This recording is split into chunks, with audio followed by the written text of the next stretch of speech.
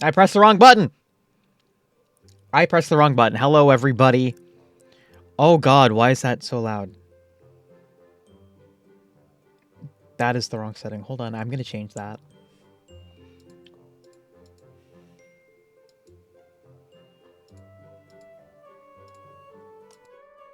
There we go, that's better. Hello, hello, hello, everybody.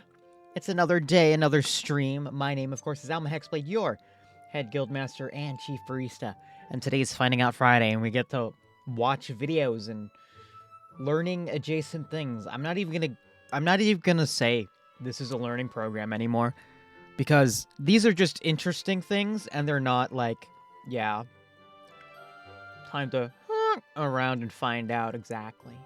Or no, it's time to around and find out. There we go. All right, let's get started. Because like I can't justify that saying that this is a educational program when the first video I have is literally called "Keeping a Grocery Store Lobster as a Pet."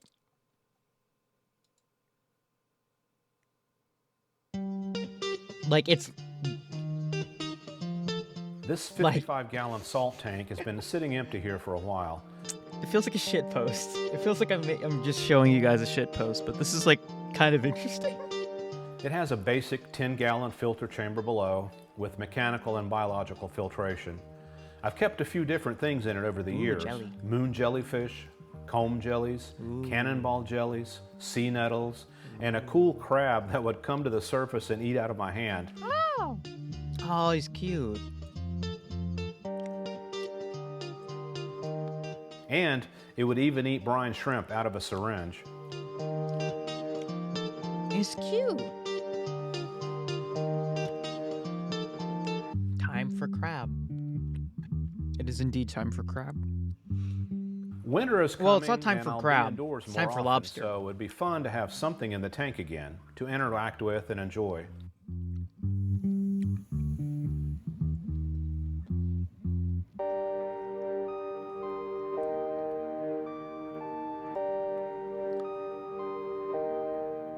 While I was at the grocery store buying dinner, I glanced over at these lobsters.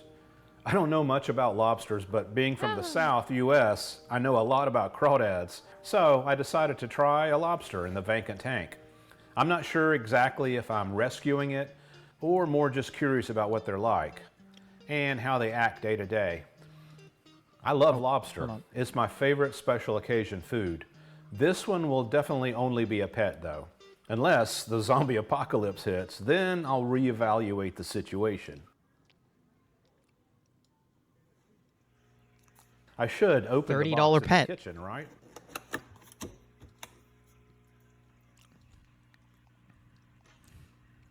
$30 pet.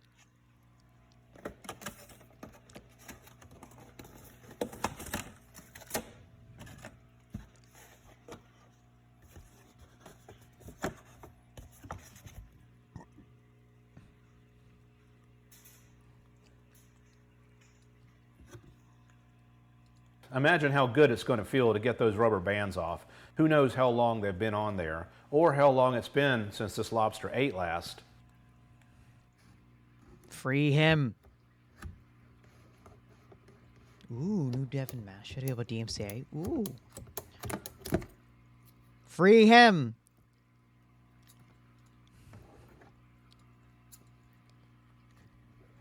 Our man's free. Our man.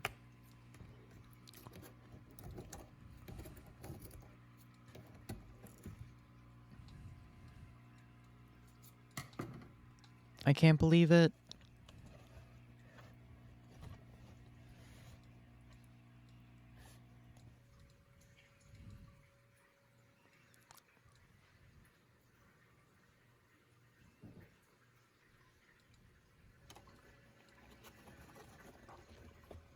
Having worked at grocery sales, lobster is a good thing. This is something so freeing about this video.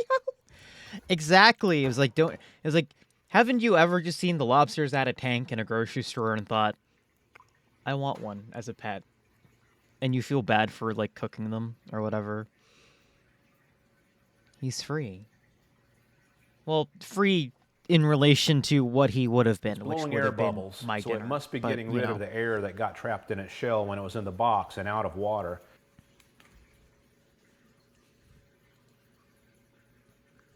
He's free.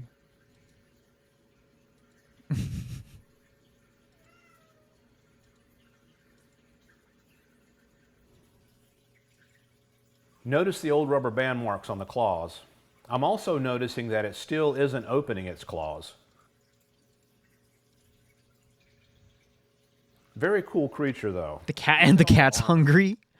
Yeah, no, that was in the video. That wasn't me.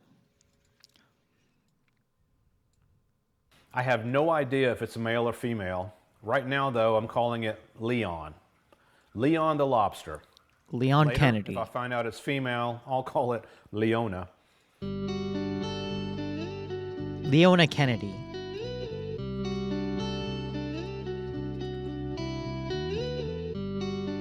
I have no idea how long this lobster's been in the grocery store, and no idea how long it's been since it's eaten anything.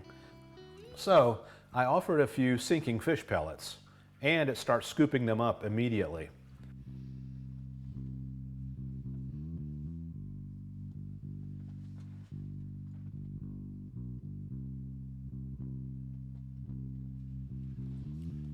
Yeah. Claire Redfield? What would we name this Then it lobster starts if we sifting had through it, the guys? substrate for pieces.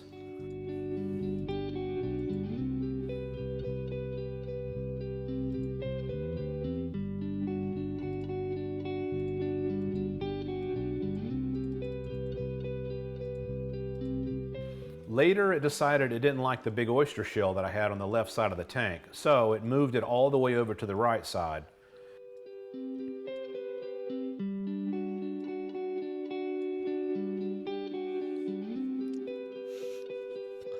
Alma. I would not. Alma the lobster is a name. Like, it sure is a name. I'm not sure how I'd feel about it. Then it starts moving the crushed oyster shell substrate to the right, like a big earth mover, cleaning up its new house. Maybe It's it one is of a the rescue female. cat situations, but a crustacean. Yeah. Rescue. Positive side, rescue crustacean. That sounds like a great idea. Worm. On day 2, I decided to change up the menu and offer it some live food. Earthworms. It immediately started going for these. Oh. Though I noticed the dexterity of its 8 side arms was a little slow and not so accurate. It did find the worms and scoop them into its mouth. Come on. You can do it.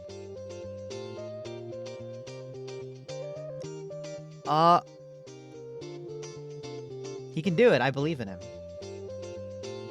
Come on. On day 2, the big claws that were rubber banded still are not working.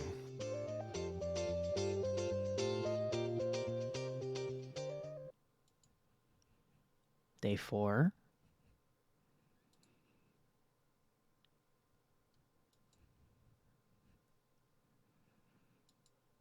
I feed it a few earthworms a day, and at about day 4, its longer left claw starts working again. And its dexterity with its 8 smaller claws improves quite a bit too. Oh. It looks happy, though.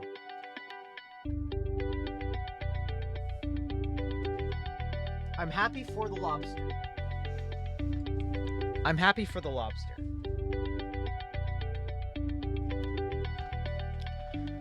Oh, this was on your Rex too? Yes, but also, I don't even mind. Because I'm very happy for this lobster.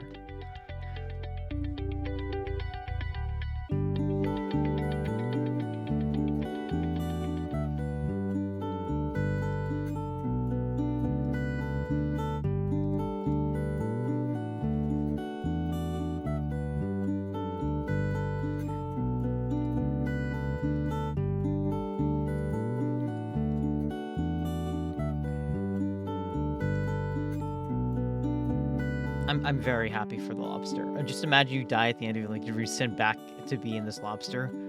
Well, I mean, hey, as long as I respect the lobster, it's all good, you know?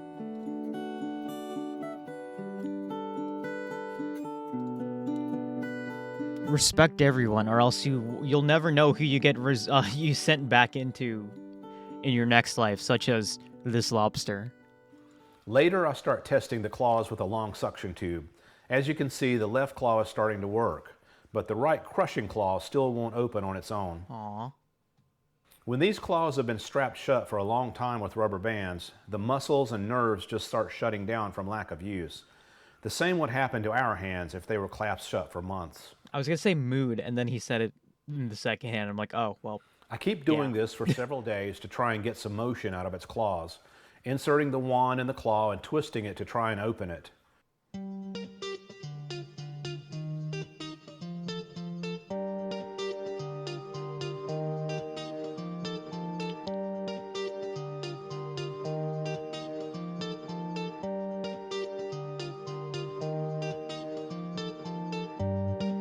I also just like watching sea animals, you know? I think this is cute, but I also think the lobster still tastes good. I mean, it's not like I'm gonna order any lobster mac and cheese anytime soon. Besides the lobster mac and cheese, I think is off season. But I mean, this is like very much an impulse I've always had as like a young After person. the earthworms, I bought a frozen seafood pack. So that had I'm like, clams in the shell. Why not? This is a great price, and it's enough to last him a couple of weeks or more. So I thawed some clams out and dropped them in. Give him the clam.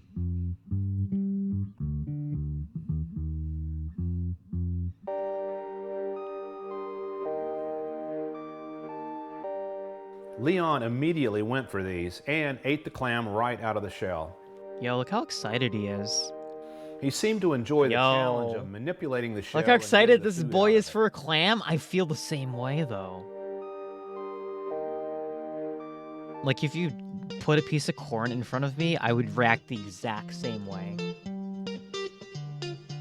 Or, like, my favorite sandwich. Look how hapsy this lobster is.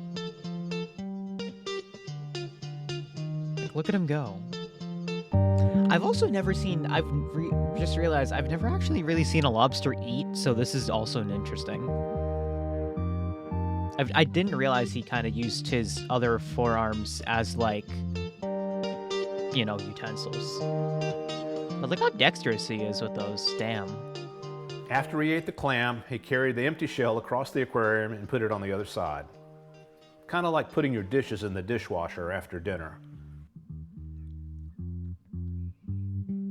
I mean, at least he knows how to keep his room clean, I guess.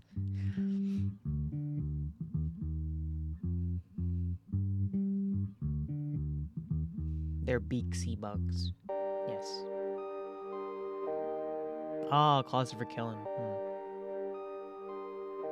I'm glad everyone is so excited about this lobster as I am, though. So oh my god, look at him go. Couple of days, I fed Leon clams in the shell, and I started noticing his dexterity improving. This man, our boy's getting better. Leon's getting better. And I also noticed his left crusher claw was starting to open and close some.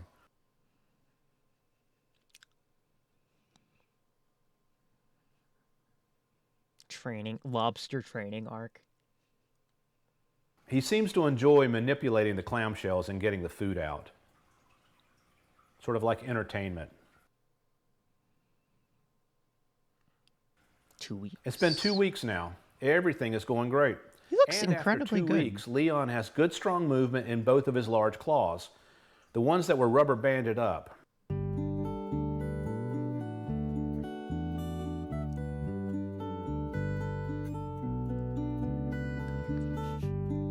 This is a feel-good story for the ages. Why isn't this a movie on, like, the Hallmark Channel? I feel like this would be a Hallmark movie for sure. Just like a man and his lobster. He takes it in from the grocery store / pound, I guess, and raises it, and it wins the local lobster He competition. grooms himself a lot, particularly I don't know after what eating. that Sort competition of like a is, but it cat. wins first place. He grooms his whiskers and even his eyes.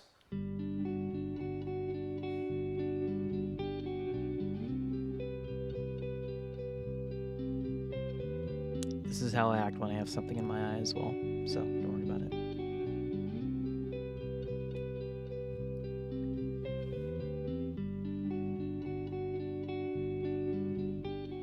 Overall, I would say a lobster is a pretty interesting pet. It sits still in the corner a lot and explores and sifts through the substrate more at night and does a lot of yoga type squats and positions, down dog, down lobster, and a lot of other moves. He's kind of vibing. I should build him a drum kit. He would be an amazing drummer with all the dexterity he has in all those limbs. 2 weeks ago, this tank bottom was covered in algae. He has totally cleaned it up. As far as tank design, this is algae? not bad.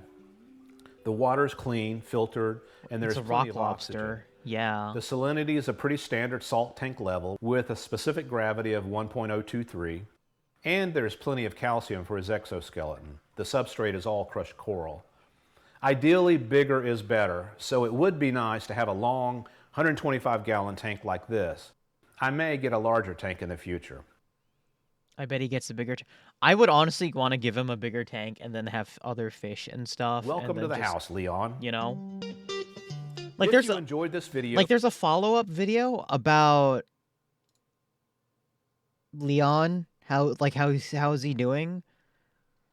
So please like I guess we'll do the follow-up video for Leon. Because I want to know how a few he is. viewers have been asking how Leon is doing. I want to know how Leon is.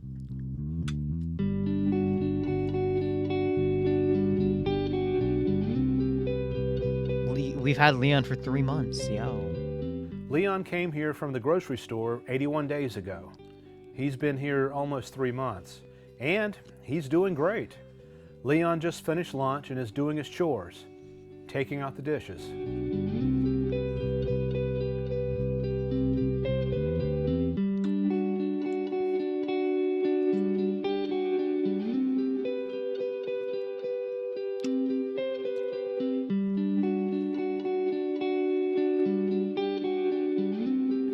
It almost looked like he was anticipating it.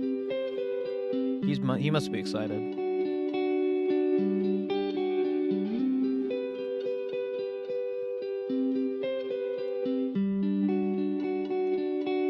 In this stream, we love Leon. Hell yeah. His He claw looks so strength is vibrant back now. to 100%, and he has great dexterity in all of his arms.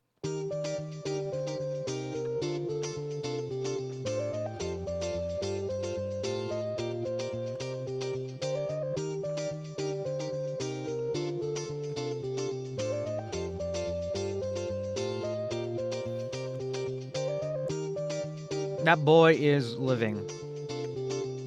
He is living his best life right now.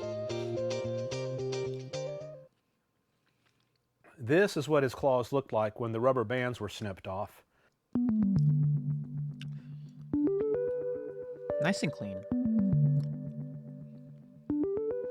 And this is what they look like today. Leon even cleaned the barnacles off, so those must have grown on him when his claws were rubber banded shut. How long would have that been for him to grow barnacles? That's like a while, isn't it? But he cleaned them off himself, so I mean he's taking care of himself now. Ooh. Every once in a while, I joust with Leon like this when he seems bored, or when I seem bored. I don't do it often because I don't know if he realizes we were just playing, two dudes wrestling, or if he thinks I'm trying to attack him. Again, this very much seems like a Hallmark movie type scenario, where it's just a man and his lobster learning how to coexist or something.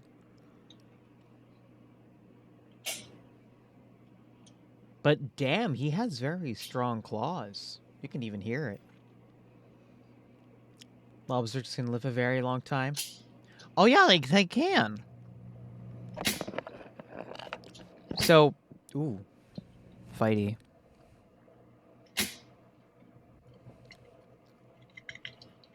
Fighty. Look at him go. To be honest, this does make me want to play like Fight Crab or something. 50 years typically, up to 110 in special cases. Wow. Wait, if that's the case, then why don't we have, like... I do feed him with the tongs often, so he knows I'm just here to feed him, not here to hurt him. Ace of seafood. Like, if okay, hold on, wait. If lobsters live up to 50 or 110 years with care, why don't we have these guys as pets instead of, like, I don't know, dogs?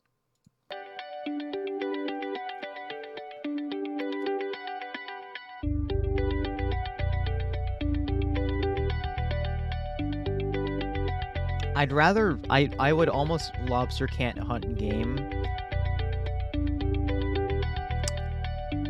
What are you talking about, lobster can't hunt game? He has pretty good game right now. Look at him go. Look at him go on that shrimp. Like, damn.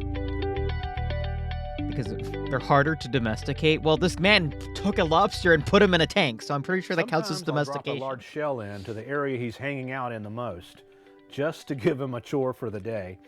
He knows the big shell apply doesn't to belong human there, traits to so dogs and he'll cats move more it. than fish and insects. Leon will also Hey, go to I the apply opposite human side of the traits to tank literal in bed physical to tools use and the bathroom. CNC machine He robots. doesn't poop where he hangs out. I don't think that matters here.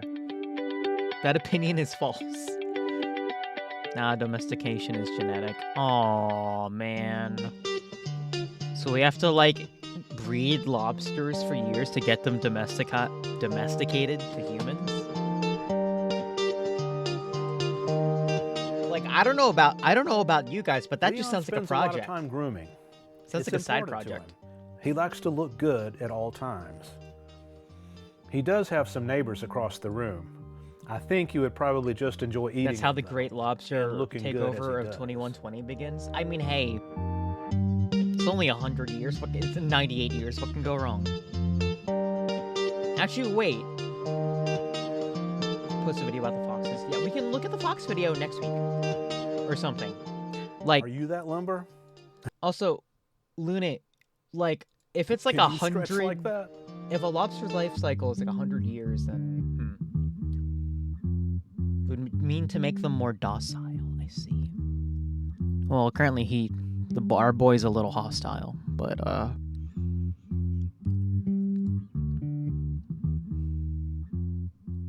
he's always moving. Even when he's resting, he has a few legs swaying, like he's playing the violin or something. all I'm saying is I want a lobster as a pet. Like, what's the problem here? Don't like come in here with like counter arguments to that. I just want a lobster as a pet.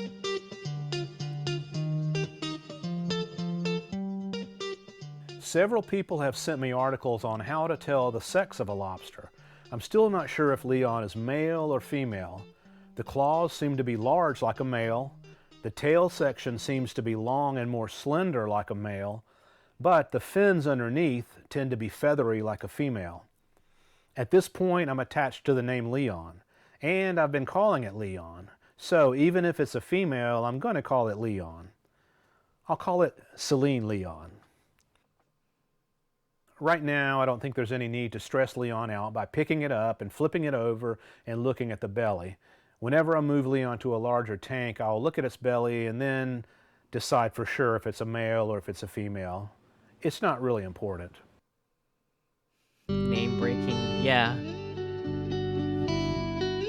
Several viewers have also suggested that I release Leon back into the ocean. Leon the non-binary lobster. Actually.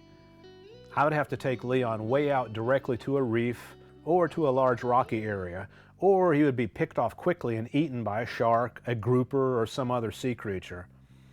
Here in South Carolina, the coast is very shallow and sandy, and I would have to take Leon out a mile or more and then dive down to the bottom with Leon to put him somewhere safely. It's called how we support non-binary lobsters. It's just lobsters. not practical Yeah. or safe.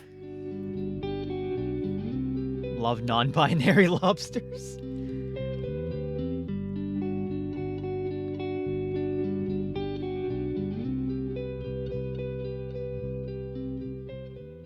Also, I'm really just enjoying having Leon here in the house. NBL non-binary I enjoy watching him lobster. eat Absolutely. and explore. and eat more Look at him and go. groom himself.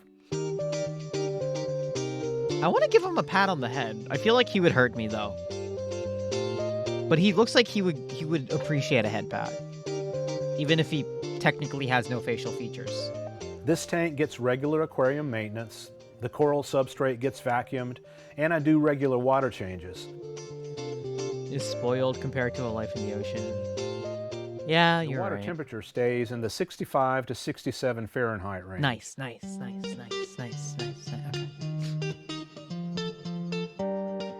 Now that I know that Leon has adapted from the grocery store and is doing well here, I plan to get him a larger aquarium with some coral he can make a cave in, and with a lid so he doesn't climb up on top of the coral rocks and climb out and eat my cats.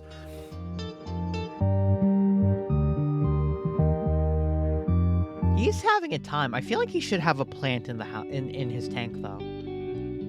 Thank you for checking out Leon's story. Please share this video with friends you think might... Maybe like, I don't know, what are the comments?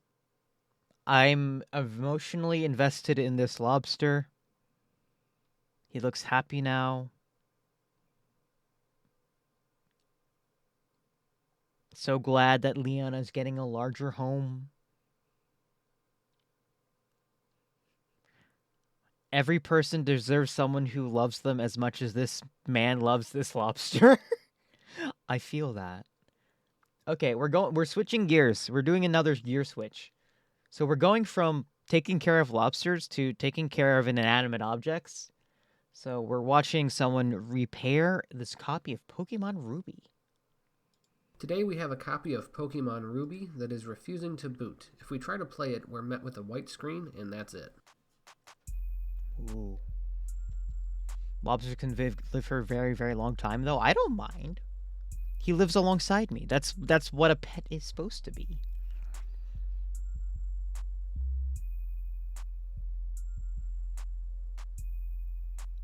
At least it's Let's real. start with the basics. You know, at We're least using that's a eraser real pencil to card. Clean up the contacts, and as you can see, it's taking off a lot of top layer grime. I lost but my I'm not copy really of sure if Pokemon that's all Sapphire this card card needs. leadership. Oh no. Man, I hope they enjoyed your copy of Pokemon Sapphire, I guess. I don't know. Did you get a car at least? Because I feel like that would have been kind of an appropriate trade. Not in terms of sentiment, but I don't know. And it's still not booting, but I'm not giving up that easy. Next, we'll Troubleshooting a resolder every joint cartridge, on the though. PCB to roll out a cold solder joint. First, we have to remove the dead battery, then we can load up every joint with some flux and remove all the old solder using wick. You could just reflow the old solder and see the same results, but I prefer adding fresh solder. This is something that I don't think I'm still able to do, although I feel like I should probably When learn using how to wick, do it's this. important to go with the lead and use very light pressure. You shouldn't have to press down hard for proper heat transfer. Like, Flux in a yeah. tin tipped also helps. Game Boy Macro, let's go. Yeah. I still don't know how to do this, and I really feel like I need to learn. But I would want to do it on stream, and that requires me to purchase a microscope. Because these, if you haven't noticed, these things are tiny. But I would love to do this. It would just be really challenging. Have you heard January 27th there's a release date for 3050, 250? Yeah, I heard. Like, I'm worried about them, but I already have one, you know. If you want, I could do an HGB. It's okay. I already have I my like adding solder pin by pin so that I can better control the flow of it. Look at those but I shiny. still use the Yeah, look how drag shiny they are now. Well, it's because I mean, how old is Pokemon Ruby? I think the cart said what, 2002. So it's like a it's a 20-year-old game. So yeah, no, like the solder joint should have like oxidized really bad. But let's see see. Hopefully he can fix it by resoldering it. Literally vintage. Don't tell me my childhood is vintage. It hurts. And just for good measure, let's resolder all the smaller components as well. He's doing so much more than I would ever do in my life. Oh my god, why? He's soldering all the tiny like resistors. Jesus. Oh, and the real-time clock. That's important too.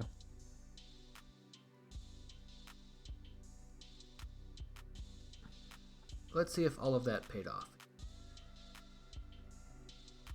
Please work. Please work. Please work. Please work. We made some progress, but it's still not Okay. booting, so let's go ahead and clean off all that flux and give it another shot. It's not immediately crashing or whatever, so that's good, I think. Clean, clean, clean, clean. This is like restoration. This is like my type of restoration. Like, you know how people have those restoration videos of like appliances or whatever? This is kind of like my type of thing. I wish I knew how to solder. I'd be able to upgrade my fight stick to a universal PCB. Soldering is not too hard. You just have to, of course, be careful. Because, I mean, you're dealing with a stupid hot item. But it's still not booting. So now we're hunting for a broken trace. Okay. Oh, it's booting now. That's better. To do this, I'll use my multimeter set to continuity mode and rank the pins of the chips with one lead while the other lead is on a pad. A beep means that the pad has continuity and therefore is good.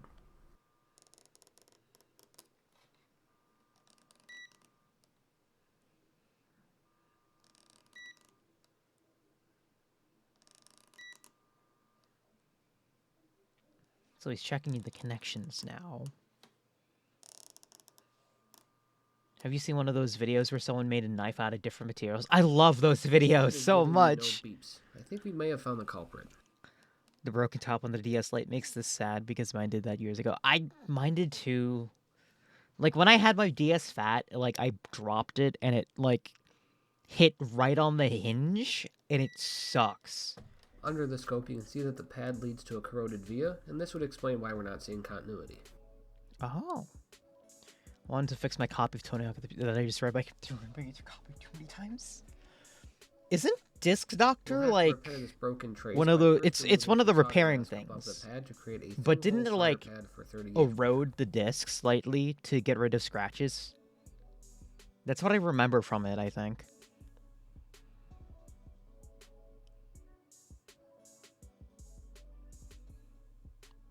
But, like, Disc Doctor sounds super familiar. Yeah, it sanded off a layer of the plastic. Yeah, so if you kept doing it too much, you would totally screw over the game. Fed through both holes and continued on the other side.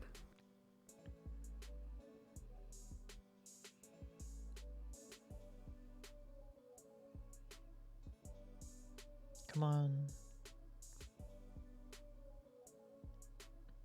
Yeah.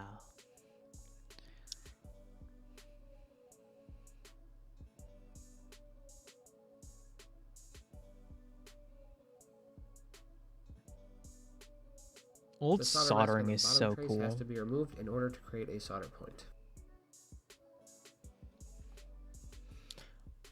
I wish I could do stuff like this.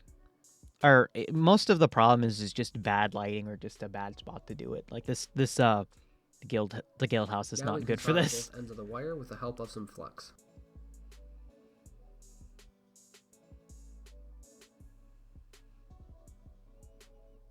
Looks good. I like to point out this would almost be impossible with a switch cart. Isn't a switch cart literally just like a switch cart's literally just a like soda memory, isn't it? Or it's just like a memory chip, isn't it? I don't remember if there were any actual like a lot of components in there because all the rest of it's actually provided by the Switch itself. Like it's an SD card or something, yeah. Like significantly smaller. I think it's still big enough that you could do this if you had a steady enough hand for sure, though. And see if it works. Maybe. I bet you could. I bet you could do this with the Switch, but don't ask me to prove it because I wouldn't. I will not be able to. This is probably the 8th time plugging this cart in. But let's see if we finally fixed it. Just one broken trace, and who knows, maybe a cold solder joint or two. All of the solder joints. That's such a tiny wire he had to do. My God. And that broken trace is repaired, as I wasn't getting any continuity on it. So let's go ahead and put the game back inside the case and plug it into Game Boy Macro. turn it on. Load. Boop, boop, boop. Alright, so that's a good sign. Half the time when I booted this game, it would just go to a white screen on this and hang there. And every once in a while, it would get this, and then it would hang after the Game Boy screen. It would hang right after this. It's a moment of truth. Alright, there we go. Let's go. Awesome, so it is working. It's just that one broken trace and possibly a cold solder joint or two. Yo. Alright, cool. Now I'll try to source a... Oh yeah, and also you need to replace the battery. This one is reading way under 1 volt. It's supposed to be 3, I believe, so it's not going to do anything inside the cart. But I did remove it and clean up the pads for the user to install a fresh battery if I can't find one before sending this out. That's it for this video. Thank you guys so much for watching. Imagine how much, below, like, you could resell that for a lot, especially after you fix it. I would be so happy. Okay. We're going from that to being incredibly dangerous with chemicals. Who here likes being dangerous with chemicals? Please don't be. There's a reason why we watch this. I love chemicals. Yeah, I love chemicals. I like the ones that make my brain work. This one, though, is about hydrogen peroxide.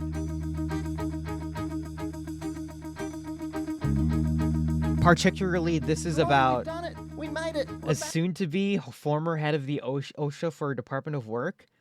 Oh, I did not know that about you. Are you ready to watch incredibly dangerous concentrations of hydrogen peroxide? For another episode of Explosions and Fire. We actually did it. So I also love this channel's name. It's literally just Explosions and Fire. I have completed my PhD funding. Hydrogen peroxide features a very long oxygen-oxygen sequel bond, to which Wire. makes it very reactive and very unstable. In many scenarios, hydrogen peroxide can oxidize something and then turn back into water, and it is sold as a solution in water. And that's generally not an issue unless we wanted to do something a little bit more dangerous, because water's very good at stabilizing things, very good at absorbing heat. So can we get hydrogen peroxide by itself without the water solution that is in? And perhaps more importantly, can we do that without dying?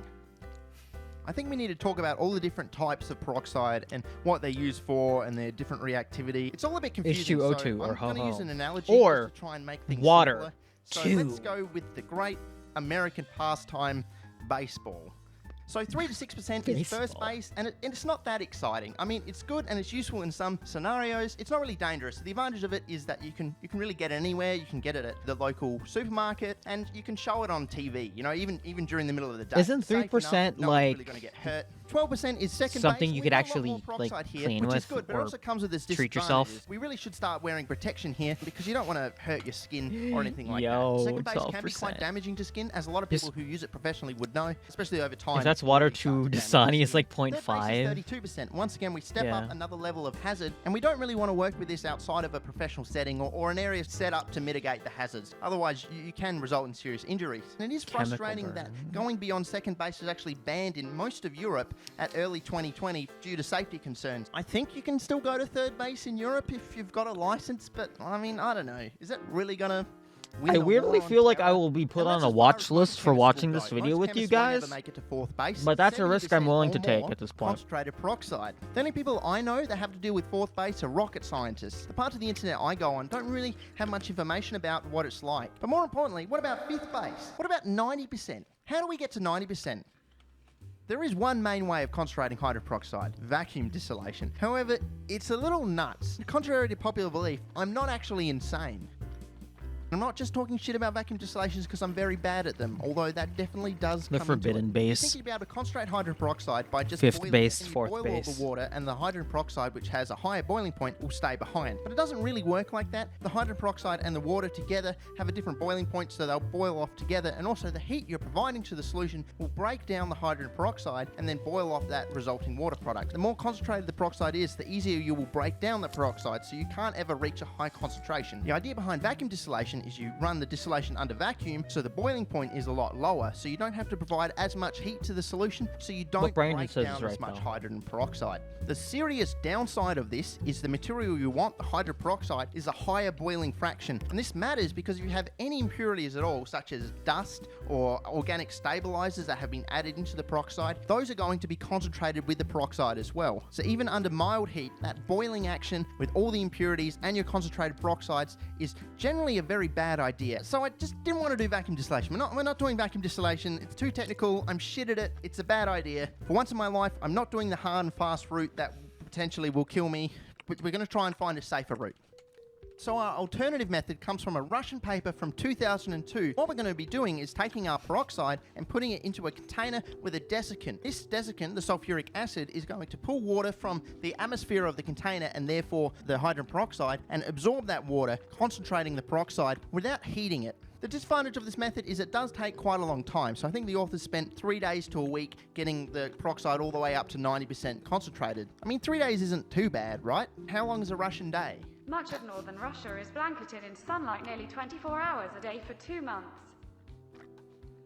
Okay, so we're going to try this, and luckily enough, I can get 50% peroxide at the local hydroponic store where it's sold for like plants or something. I have some from a long while ago. It's been in the freezer, so we need to check its concentration. Actually, that's a very Why good is point. it in How the do we know what the concentration freezer? of the peroxide actually is? I mean, Why I could did do you a put it next calculation, to but I give all of you food? high school flashbacks, and I don't want to do that. So what we're going to do instead is measure the gas volume, right? We can add some permanganate solution to the hydrogen peroxide, measure the amount of oxygen coming off the solution by the displacement. Oh, are of we doing water, the science? and then, I would call assuming this ideal science, gas, yeah. Ideal temperature and spherical oxygen in a vacuum, we can work out what the concentration of the hydrogen peroxide was. And this method, even with my shitty equipment, is surprisingly repeatable and consistent, except for one ginormous Also, hi, Aria. flaw, Yeah.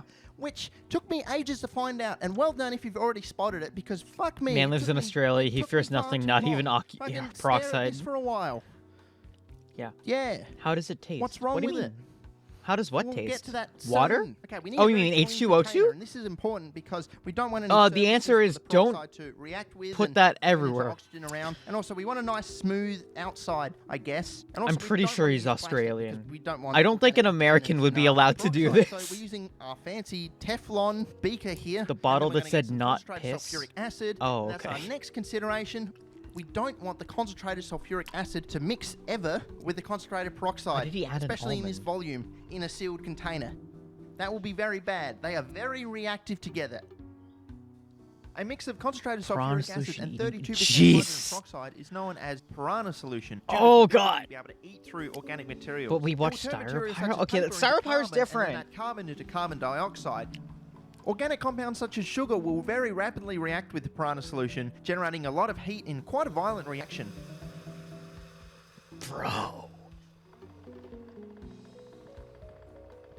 Bro. The forbidden latte. Don't want this in a Who wants to drink scenario the where we forbidden can knock over soda? Both those containers and they will mix. It's not a good scenario. The forbidden Coke. Broke the almond. Oh, it ate the almond. Holy Finally, shit. we want a vessel they can both go into. And for me, I didn't really want something you could like screw shut or would seal really well. Because if the peroxide suddenly decided to turn into oxygen, it's going to create a lot of gas. And if it's a very well sealed container, that's a bomb. So I've got this vacuum vessel. Books and here. Brews The new lid just special. sort of seals against the metal by I don't think I'd serve vacuum this to pressure. It anyone, doesn't not even screw on or myself. is it held on I feel like in that's a any way. problem. So if the peroxide decides to turn all the way into oxygen, for some reason, it's just going to blow the lid off. Which He's will be giving- bad, but he's it won't giving shatter this, the metal though, or, the burst good out somewhere, suck, which though. would be catastrophic. Good suck. We've got our hydrogen peroxide, we've got our desiccant, and we've got our desiccator. So let's run it. Let's put it in there for a week and come back and remeasure the concentration of the peroxide. And after a whole week, we've just gone up in One concentration. forbidden latte. slightly. I'm never serving the forbidden latte to anyone. Sure. All right. Well, I mean, we'll just Honestly, give it this another week scares me and come enough. back and it's gone up a little bit, I guess. 46% very concentrate. 41 mils of gas. It's. I mean, it's getting there. No, screw it. It's way too slow. We need something more aggressive. We're going to bring out the big guns, phosphorus pentoxide. Phosphorus pentoxide is a very good desiccant because it reacts with water in the air to form phosphoric acid in an irreversible reaction. The downside of phosphorus pentoxide is it's very expensive and hard to get for the amateur. What's up with that? I'm saying that like it's some Why is it relatable so thing hard that to other get people have. dangerous What's the deal with chemicals? phosphorus pentoxide. This does feel like a little bit of a waste using this 20 grams of phosphorus pentoxide. Why is it in a But whatever, we'll put it in jar there, of we'll run it for, you know, what another used to be week, like a spaghetti jar or a spaghetti 2 sauce jar or weeks, something? And it's increasing in concentration. Fuck it, who cares about time? We're doing it. We're actually doing it. It's increasing in concentration, and we're going all the way to 102%. 102? 102? We're now at the point where I've done things wrong. You probably thought the mistake was in the maths, but it's actually in the goddamn chemistry. See? Fuck. Because I was using permanganate. All the it doesn't chemistry is react just to wrong. form water and oxygen, you get a hydroxyl, whatever. Boring shit. But the point is, you get twice as much oxygen per, hydrogen peroxide. So our starting peroxide wasn't 40%, it was fucking only 20%. And we spent all these godforsaken weeks concentrating it up to the point where it was starting with, and I could just spend $20 getting another bottle of peroxide.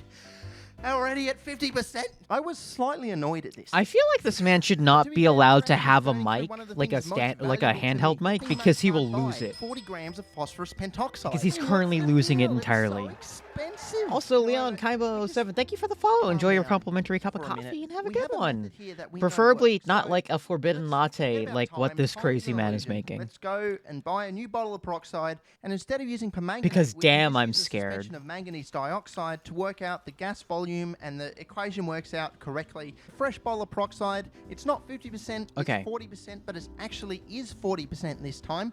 All we have to do is just go about concentrating it. So let's just fucking We're speed at run this. 40% How hard can it now. be? We just got to get new phosphorus pentoxide, leave it for a week, retitrate it. 50%. More sulfuric acid. I even started running dry argon into the Flowing in desiccator and argon doing gas. like pump purge cycles to try and keep the desiccator dry and speed up the drying reaction. More phosphorus pentoxide.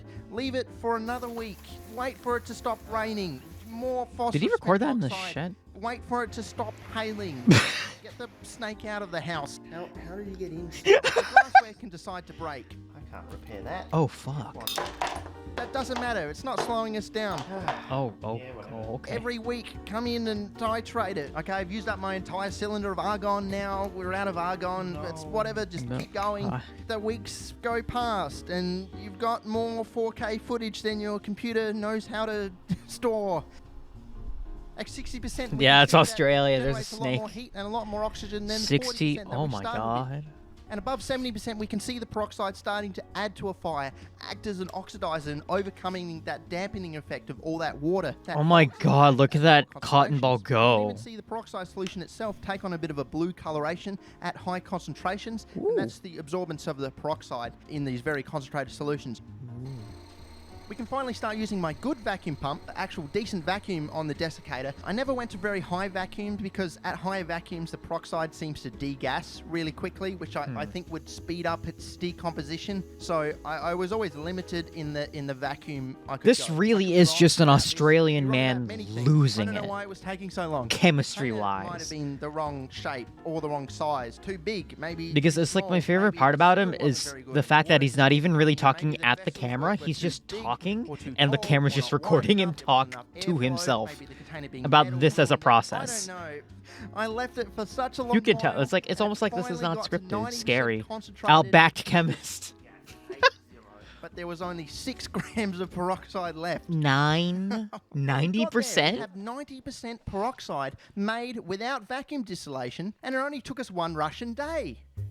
One of the more interesting things I observed about the concentrated peroxide, once it reached over about 60%, you could see that its aqueous chemistry looked a bit less dramatic. I think that's just because there is less water there to do the aqueous stuff like dissolving Just- manganate to react with. man. But also there's less water to turn into steam, so it looks a lot less dramatic because it's just generating hot oxygen rather than steam.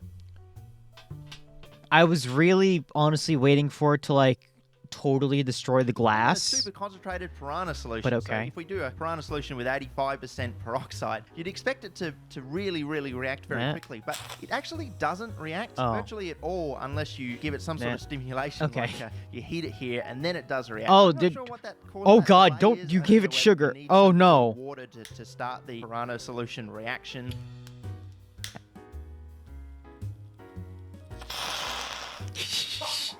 Fuck. Or something to do with the polarity and actually getting the compounds into the solution to be reacted with. That's that. Yeah. All of this aqueous chemistry limitations 40% don't really apply to hydrogen combustion peroxide. though, and this is where it really shines, much right? water, Because you basically. can really start to use that hydrogen peroxide itself as an oxidizer in that fire. Oh, sweet Jesus. Oh. Oh my God, look at that fire go. Oh God. Oh man, chemicals are dangerous, guys. Yo, 91. Sure, it acts like an oxidizer. We don't have really there's no much to proof. spare, which kind of sucks. Just kinda- but, hey, we've done it. I also have a lot of phosphoric acid now. Do more. What? Just concentrate it more, right? Like go further in concentration? I don't know. I just feel like you can do better. Go I suppose. do more. So the freezing point of hydrogen peroxide and water mixtures changes Here we go. the ratio of those two in a shape that kind of looks like this. And you can use this to your advantage to concentrate it, right? If you have very weak peroxide and you freeze it but only let half of it freeze, the stuff that doesn't freeze will be more concentrated than the stuff that I did love freeze fire. by You guys a small scare me. percentage. But it is a difference, right? So if you just collect that liquid and then do it again, freeze it, and then just collect the liquid again, you'll be hopping down that curve, right? You can't get past that V point. You can either go down or up the curve. But you can't hop over the V. Does that make any sense? I'm just not going to explain that bit. You just can't get over it, all right? Fine. So now we're on the 80 to 90% side of the V. What we can do is freeze it a little bit, collect the solid, and throw away the liquid. And the solid will be enriched in hydrogen peroxide. So I tried this at 85%, and I'm using a calcium chloride solution that can get down to about negative 22 degrees in the freezer. And it should have frozen, but it Calcium didn't. And I was pretty chloride water. confused by that. Okay. I let it concentrate a little bit more, so now we're at the 90%. And once again, we're trying to freeze it. And it didn't freeze. Even though it's 90%, it should have frozen. I even have some dry ice to make the temperature go down. And even at minus 30 degrees Celsius, it's not freezing. But we got dry ice, so we can go even colder. If you make a dry ice and ethanol solution, we can get down to negative 70. And it doesn't matter the concentration of the peroxide here. Negative 70 degrees Celsius should be able to freeze any concentration. I did not know peroxide. you can Yet do we that. see it doesn't freeze. That's This, scary. once What? again, very confused me until I realized what was probably happening was it was super cooling. Because what we have here is a very pure solution, right? Because not only have we tried to keep it very dust free, any little bits of dust that have fallen into the solution would just get completely annihilated by the peroxide. So there's nothing for the peroxide to crystallize around. So at this point I started getting a little aggressive with the peroxide, which is not something you ever want to say. Throwing it around and just encouraging it to fucking crystallize. Eventually, it does. Oh wow, it's solid now. And we have crystals of Yo. hydrogen peroxide. Once it has frozen, we can take that solid mass out and put it in a higher temperature bath, one that will let half of it melt but keep the other half solid. And we can remove the melted bit and just leave behind the crystals, which would be enriched in peroxide. And we can do this a couple times until we reach basically a solution of nearly pure peroxide. I feel like at this point, wouldn't it Once like again, start to I attack wish I the had more, plastic, but then or is that again, just you've gotta me? Be careful what you wish for, because this is more than 95% concentrated peroxide, and it's not something you want a lot of, because it can just blow up. Wow, that's a catalyst.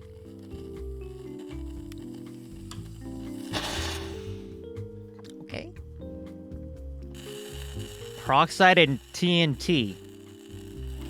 Huh, I wonder how this is going to go. I mean, that's as far as we can go. We've basically made nearly anhydrous peroxide, right? Like at this point, the peroxide can dissolve in dichloromethane to a reasonable extent, right? There's not much water in the system, and we can have peroxide in dichloromethane oxidizer, which is pretty scary. That's Yeah, it's basically anhydrous. funky and I'm I mean, worried. What more can we do? You can do better than that, right? What? We've just gone to 6 I base. spiel it. How are we, like, add more peroxide or whatever? I mean, could we peroxide the peroxide? What?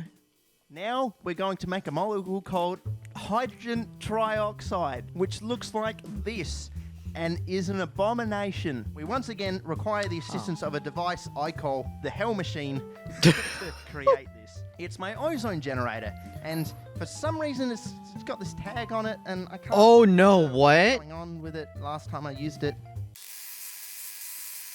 Okay.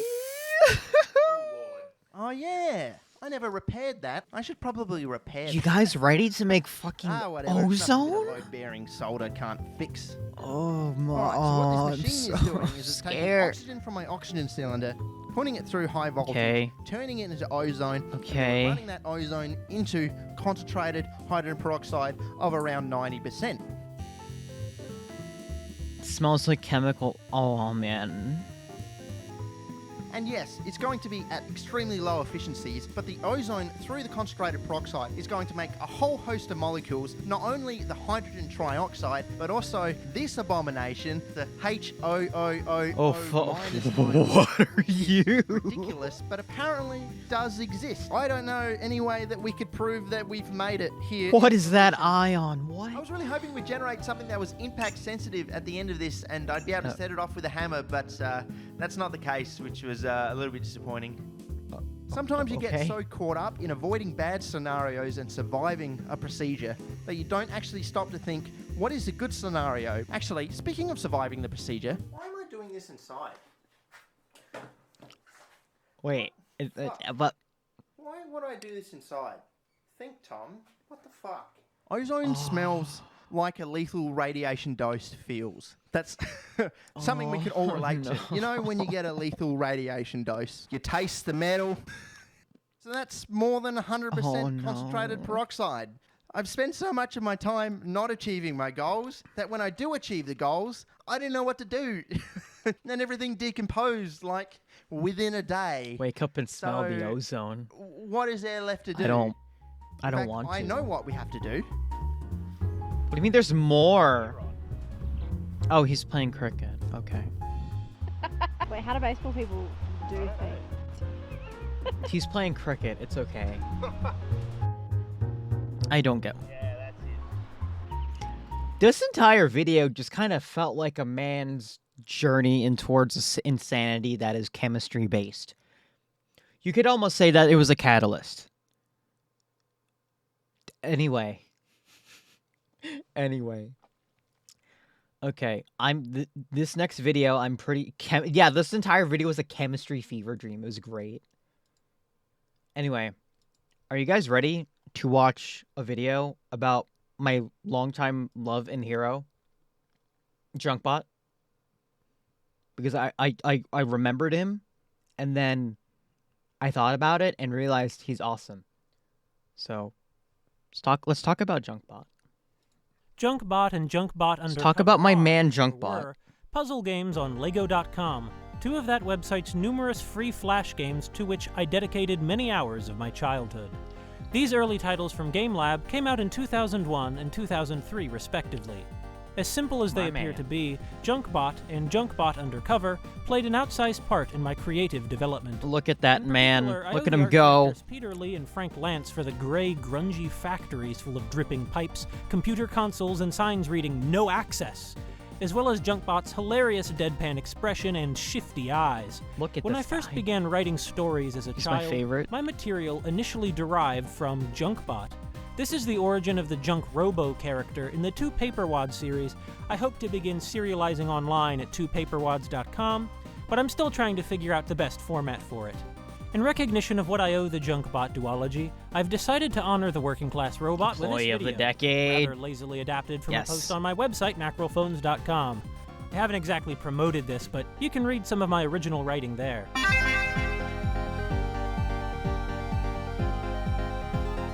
Oh, Junkbot's gonna chow down. He's gonna do it. Oh, there he's doing it.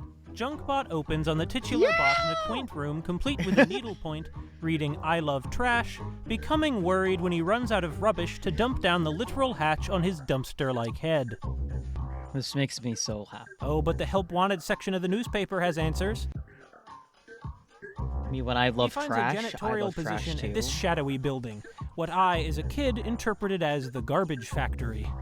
The job involves walking room to room and eating recycling bins exclusively filled with paper wads. The title screen doubles as a tutorial Look at him to go. get you used to the controls. Bossbot, a totally inhuman iBot in a silly necktie, gives Junkbot his assignment in a letter striped green and white like the output of an old dot matrix printer, and the game begins. Each level is a single screen, completed when Junkbot reaches every blue trash can and crushes the bin into his head. He might somehow recycle them, judging from the emblem on his side. The player does not control Junkbot, who marches forward until What's he your bumps into Junkbot, a barrier OC? or Mine at which eats point he pivots with cans. a satisfying squeak to march in the opposite direction. Junkbot Squeak. can climb the height of one Squeak. brick at a time and cross gaps one stud wide. This concept has precedence in Lemmings, and even something more obscure like Game Freak's Mario and Wario. I also Those didn't games know offer he could pretexts cross for their main character's helplessness. gaps one Its stud conception wide. of Lemmings as suicidally oblivious I feel like I migrators, would have. and the If bucket I knew Mario that when I was crams younger, over Mario's head. I What's think I would have Junkbot's actually excuse? finished the game. Beats me, but here on Macrophones we ask the tough questions. Point. Junkbot's primary enemies are Gearbots and, later in the game, their kin the Climbbots, Flybots, and iBots, all of which Ooh. follow simple movement patterns.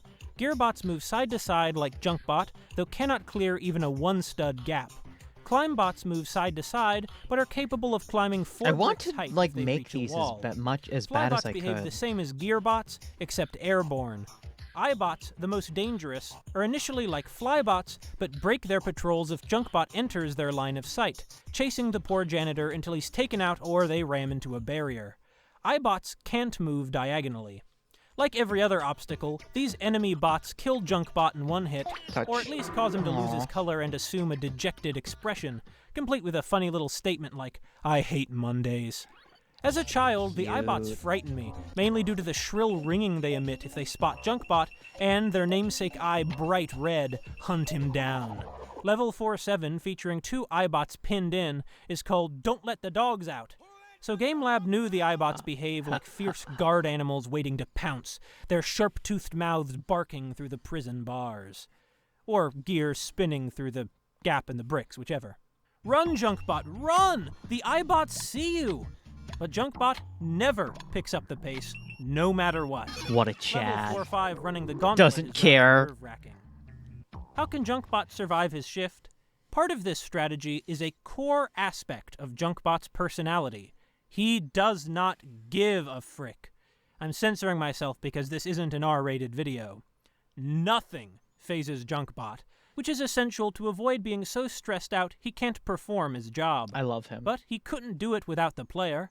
To help him survive and eat trash, He's just a mood in general, you know?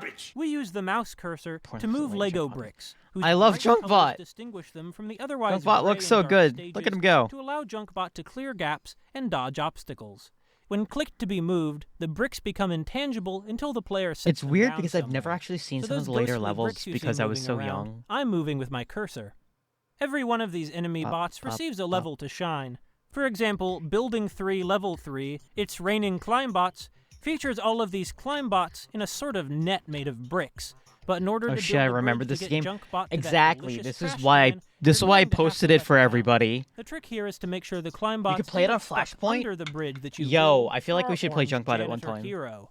Well, hero might not I be feel the like I right should word, play Junkbot But then. hey, jobs don't have to be heroic to be worth doing. It'd be a good In nostalgia addition to night. the enemy bots, there are other environmental hazards, including dangerous heated grills, wind tunnel force fans that blow Junkbot into the air until he hits the ceiling or a brick, and movable bounce Boing. pads that spring Junkbot about 5 studs forward. While blasted against the roof, Junkbot continues moving his legs at the same pace as ever. Like I said, Junkbot does not give a flip. Not cussing makes me sound ridiculous. This is horrible. He looks so. Bricks he's- can block look at him go. the airflow, and so can the enemy bots. This is in fact the key to level 3-6, Windy Bridge, which is one of the trickier ones. Some of these stages I know how to complete right away, but Windy Bridge forces me to guess every time. Something about it just doesn't stick in my memory. Oh, it's funky. Junkbot is fair and consistent, as puzzles should be. If you lose, you're not angry, because it's your fault, not the game's. The notable exception is level Shown 412, the Quest, bad where level. the dripping water took out Junkbot on multiple attempts, despite my having collected the armor that colors him an appealing eggshell blue and enables him to take one hit without a game over. Luck and puzzles go together about as well as mustard and Lego bricks, but this is clearly a mistake rather than a deliberate slight from GameLab. Each of the 4 buildings has 15 levels, and each completed level awards a keycard. Once Junkbot attains 10 keycards from one building, he can unlock the next. Building 4 shows a lock icon on the 10th keycard, the same as the previous 3, but the player receives no reward for reaching this number. Junkbot has no ending, but I would call collecting 10 Building 4 keycards the win state. For those players like me who want some additional challenges for 100% completion, there are not only the 20 functionally extra levels, the player receives a gold award for clearing each level under a certain predetermined number of moves. While some gold award conditions offer wiggle room, others demand the player not waste a single click. Despite the Christmas theme, Level 310's Gold Award is no gift. It's one of the trickiest in the game. Attaining Gold Awards allows Junkbot to rise through the ranks. For example, at 40 Gold Awards, Junkbot becomes Employee of the Year. I like how the Employee of the Year placard is bolted onto the wall, like all the hazard warning signs, rather than hanging in a frame or something. Since the player doesn't need to complete every level, if they get stuck on any in particular, they can hop to another rather than have more fun gated off behind some insurmountable challenge. I appreciate a video game that offers some leeway, as while hardly thrilling, some of the toughest video games there are fall into the puzzle genre. For the little kids who constituted the target demographic, it's a thoughtful touch. For an adult, not especially. Junkbot is by no means hard, except for level 29 trapped in the freezer. Brrr. Why are there 4 trash bins in the freezer? In my experience, walk-in freezers contain 0 trash bins. That's usually an chaos. in-and-out kind of deal. Oh god. Like every other video game from my childhood I returned to during the 2020 quarantine, Pac-Man World, Ms. Pac-Man Maze Madness, SpongeBob SquarePants Battle for Bikini Bottom, and so on, Junkbot is a lot easier than I remembered it. A large number of the stages are not puzzles so much as tutorials. The opening 4 stages of 60 total, for example, purely allow the player to practice the point-and-click controls with 0 risk and 0 thought. The first time the game offers any challenge is Terrarium, the 7th level of Building 1. Although there are no obstacles, achieving the Gold Award requires a degree of consideration because of the ungainly brick layout. Even after Building 1, however, the game occasionally takes a break from challenge to demonstrate new mechanics, as in Level 3-1, Portable Boost. Despite these missed opportunities taking up about a whole 1/6 of the game, these are excellent tutorials. Terrarium, for example, forces the player to practice bridge building, a skill— this is kind of long, but it's like all I needed to show you guys because, oh my god, I miss Junkbot so much, and I hope that sparked like a memory in you. But there was a part I think I wanted to show because it was very important.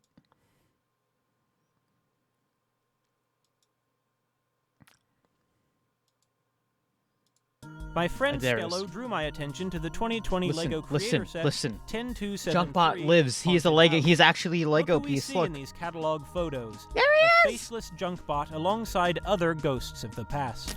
There he People is. talk a lot about nostalgia these days, It's him. often in the context of corporations cynically wielding it to sell stuff to people burnt out on adulthood hell. An adulthood hell largely the work of such corporations. Lego might have hopped into the nostalgia bandwagon too, hiding this blank Junkbot in Haunted House alongside other early 2000s Lego references. No, this person isn't Junkbot. There he is. Full disclosure, I used to be a big Lego fan. Shocking. Even as a kid, Tiny. I thought Lego lost something when they pivoted their emphasis to licensed themes. Star Wars, Indiana Jones, Marvel, Mario, Minecraft, and who knows what else at this point, What? instead of their original properties. Even many of these original properties are derived from pop culture media, of course. The early space sets imitate Star Trek, Johnny Thunder back Lego imitates Mars Indiana Mission, Jones, absolutely. and so on. But screw Captain Jack Sparrow, I want Captain Roger Redbeard. Another instance of the increasing corporate homogenization of culture. But maybe that's nostalgia speaking after all. Lego was always itself a corporation, out to get me addicted to little bits of plastic, and their marketing succeeded. Star Wars remained the most popular I also like the LEGO set that he theme through has my because I childhood. remember those bricks. Maybe I thought they were Junkbot cool. stood I out thought because it I was thought there not was something trying to inside sell them. me anything. No tie-in toys, no ads, and none of the predatory gambling microtransaction Like, I thought rubbish there was that something in plagues them online always, games you know? today. Just 121 free, fun puzzles with catchy music. In a way, LEGO.com invited me to play and build new creations with Junkbot's setting in the same way as the pieces of the LEGO group sets. The instruction booklet of the haunted house suggests Junkbot should be disassembled and in storage in the Manor von Baron's attic. Sad. I guess that parallels the fate of Johnny Thunder and those other LEGO originals. The colors are dulled, as though Junkbot, having been shut down and tossed into a crate, was left to rust. Placing Junkbot beneath a cobweb next to a mind control device in the attic of the villainous grave robber Baron von Baron, the instruction booklet includes some sad flavor text. A heavy, dusty box of junk. A faded sticker reads, "I love trash." But the reason I love Man's trash dead. isn't only I'm so because sad. of Junkbot and other trash media in which I've somehow found meaning. It's also because, if you want to phrase it harshly, the vast majority of people are trash. It's such a weird ending. But like, I miss Junkbot. I want to play Junkbot. And like, I was surprised. I was very surprised when I saw him like, oh, he's actually a kit. Because when I was young, I always wanted one and I never found them because they didn't exist. You know? Okay, we're switching gears, sort of. We're back on technology. We're talking about modern music releases and floppy disks. Because I'm like, we got vinyl, we got mini disc, we got cassette, but floppy? Music everyone, on a it's Colin. floppy? How's it going? Retro audio media is all the rage these days. Vinyl records, cassette tapes, and even mini discs in some circles are back in production again. Hell yeah. But have you ever heard of music released on floppy disk?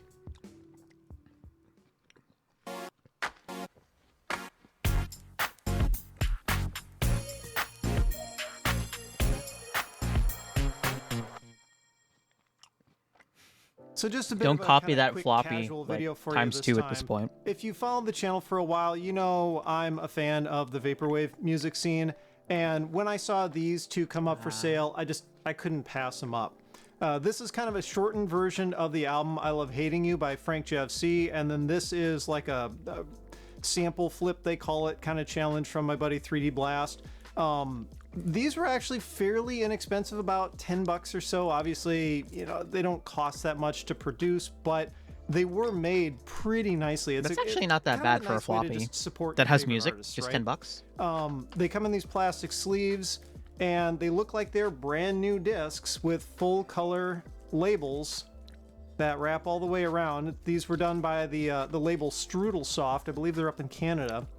By the way, And hell yeah, what I Frank don't JFC, know, love his because music I didn't still. really look too close at the details when I bought them, is what format the audio on these floppies is going to be on. We I'm see those mini suspecting discs for MIDI, the- I 'cause know. Obviously, floppy disks can't hold that much information, 1.4 megabytes. I have like 2 cassette releases that I've wanted to listen to, but I haven't been able to because I just don't own a good cassette machine. And it's not like I can just go and buy like a Walkman because they're expensive. It's right.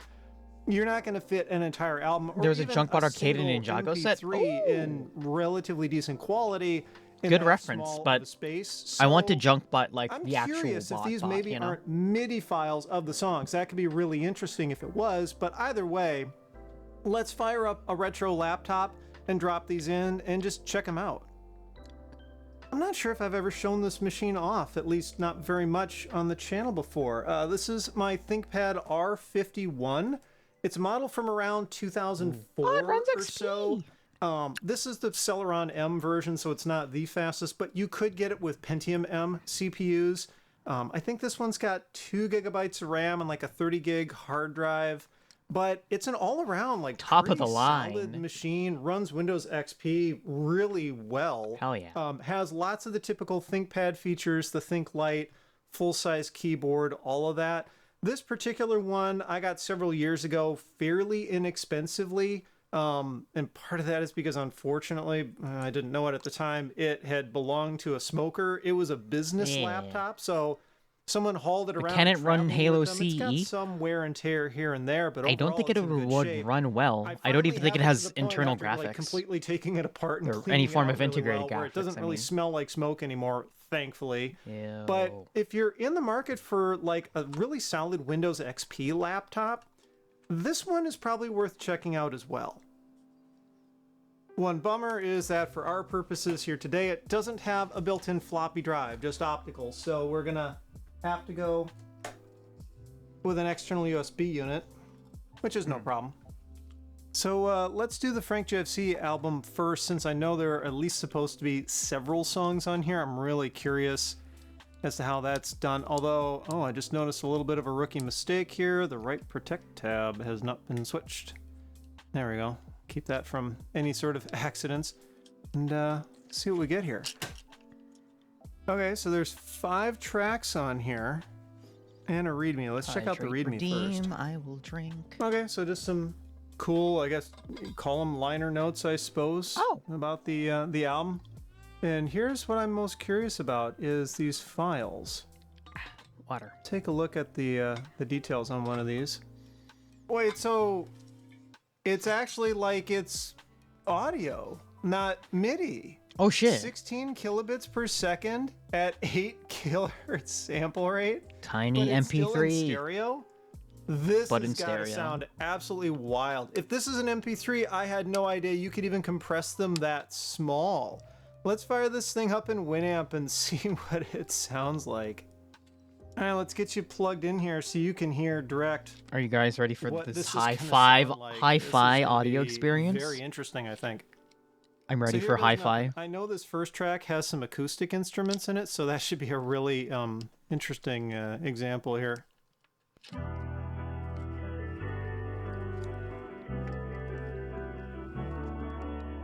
So if you've ever wondered how to make music sound like it's off of like an old school telephone or whatever, I guess we've figured it out. Just compress it to MP3 at like a ridiculous bit rate. And of course, a sample rate of 8 kilohertz is going to just chop the entire top end off, right? This sounds like a phone. It's so good.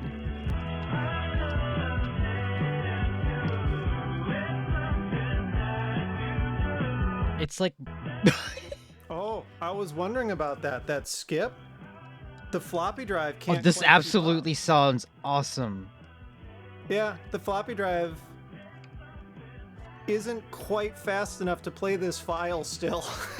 And it's making the floppy drive buffer. Let's go. So every once in a while, Winamp kind of runs out of buffer, I guess. And then it just like stops. Oh, okay.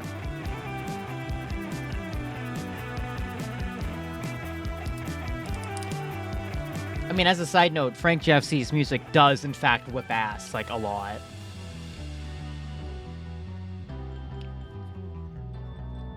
And then it just sounds like Wow.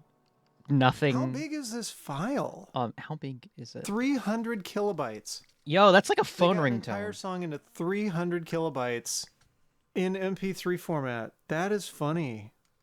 I'm guessing the rest of these files are probably all about the same in terms of this one's 254.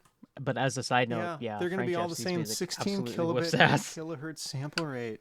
But they still bothered to do it in stereo. You could have gotten a little bit more data rate at least out of it if they had gone mono. Again, I'm still surprised that you can even compress an MP3 that small. I always thought that something like 64 kilobit per second was kind of like the lower end for what most encoders would do. So when I make an That's album, hilarious. I'm So gonna let's launch check it out at that bit rate. the I don't think there's any other other file. option. Gonna make it sound like here it we go comes with straight 3D off Blast. Again, we out of gotta like recorded from a do the phone. right protect tab just in case. I think some of these were like Halloween themed. I seem to remember this one. 452 kilobytes. So they were able to, yeah, give it a little bit more. 24 kilobit per second at 11 kilohertz. Ooh, we're fancy now. Ooh, high quality. So obviously, when they put these floppies together, they encoded the files just so that they would fit. I mean, this disc is probably completely full, right? Yeah, there's only 41 kilobytes left, so they basically just tried to target the bit rate just to fill the disk and get the best they could, which is the right way to do it, but that's still just hilarious. Let's take a listen to this one real quick since it's a little bit higher quality. Higher quality.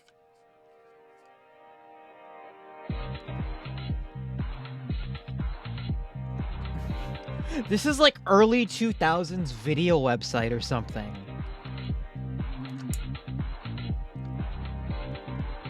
Again, the high end. Totally, But I mean, as a side note, this music does absolutely slap, irregardless of the quality.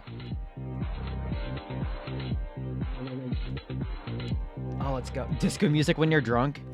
It's more like it's like disco music when you get like when you have headphones. I figured that when you would get to that low of a bit rate, that it would just turn into this weird garbled mess. Yet somehow you can still tell there are instruments there When the music slaps. I mean, this music slaps irregardless. Again, just. Oh, all right, so the floppy drive is still having problems, and it actually, yeah, there's another skip. It may actually have worse problems on these files because they're bigger, higher data rate. It's like we're back in early 2000s with dial-up, right? Baby. Let's go.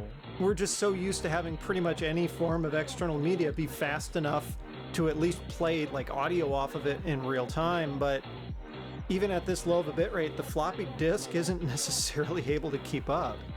When the music's so good, the floppy disk has to catch up? So yeah, that's that's a thing. Obviously, like this is a novelty, right? Like, I don't think anyone is expected to buy this and have this be the primary way that they listen to this music. Pardon me, I will buy this. A lot of times when you see any sort of retro media release, you know, physical release, it'll include a download code so you can get, you know, an MP3 or even a lossless version of that same music. I will buy this. This is really Don't just a way tempt to me. support an artist, especially an independent one, and get something tangible out of it instead of just this kind of empty feeling download or stream, right? And I think that's really kind of what's behind the whole push in retro audio. But as a side note, these look at those days media. anyway. All Look the at those vinyl records and cassettes and even mini discs mini that we're disc starting to releases. see. It's because people want to get something physical. They're so Floppy cute. I disks want is kind of a them. new territory, though. I mean, I'm sure there have been some other artists over the past few years who have done something similar, but I'd imagine most of them have been in the more electronic realm where they've, for lack of a better way of putting it, like their music normally kind of sounds like it's MIDI files, so I would expect them to be releasing it as MIDI files on floppies. That these have MP3s on them is really curious. Where does this go, right? I mean, is floppies going to be kind of it, or will we see music start to get released, you know, albeit in small quantities, on other computer-based physical media going forward? Put shit back on mini discs. Give it to me. Zip disk releases, SideQuest drives, Bernoulli discs, like, where does this go? I don't know. Put it on I'm Click Tracks. Curious. Let me know what give you it to think me. down in the comments.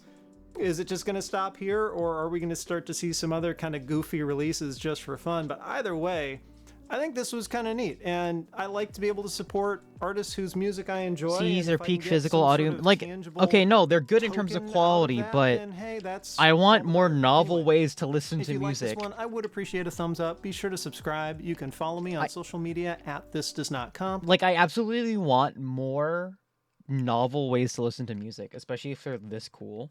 Oh, speaking of cool items, we're changing. I can't I can't say we're changing gears because everything I show you guys is basically just a different topic, irregardless.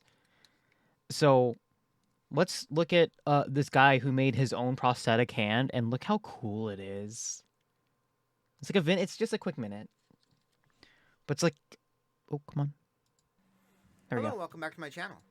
In today's video, I'll explain some of the differences between my current and previous prosthetic devices, as well as some of the new abilities that I've gained by using the new hand. So let's get started. Because the way the Look old how hand cool the articulated, hand is. the form factor of the fingers ended up being quite a bit longer than my natural fingers. Now with the linked design of the new fingers, I was able to build them a lot closer in length to my natural hand. This makes activities like getting a glass of This water is like from the fridge steampunk quite a bit AU easier. to the extreme. I love it. Look how cool this man must be. The new hand also has greater holding force than my old device. This makes opening twist tops a lot easier. This man Finger is fingers are the about the same, coolest but human because the being, I fingers close swear. a lot tighter, utensils come to hand a lot better, and I have quite a bit of control over them.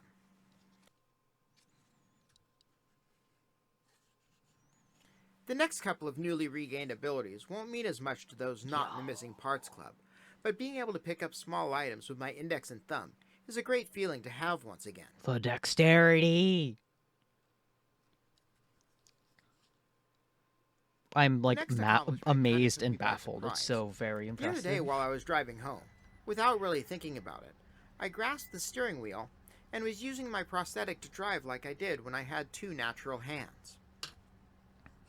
The next clip demonstrates the grip force I'm able to generate with my new device.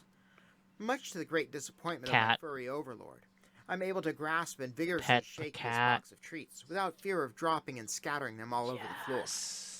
I'm finding that the more I use my new hand, the more I'm able to figure out ways to incorporate its features into my daily activities. Let me know what you think in the comments section. Thanks for watching. That's all I needed to show because, oh my god, that's such a cool item. Also, you can pet the cat with it, which I think is a very important feature.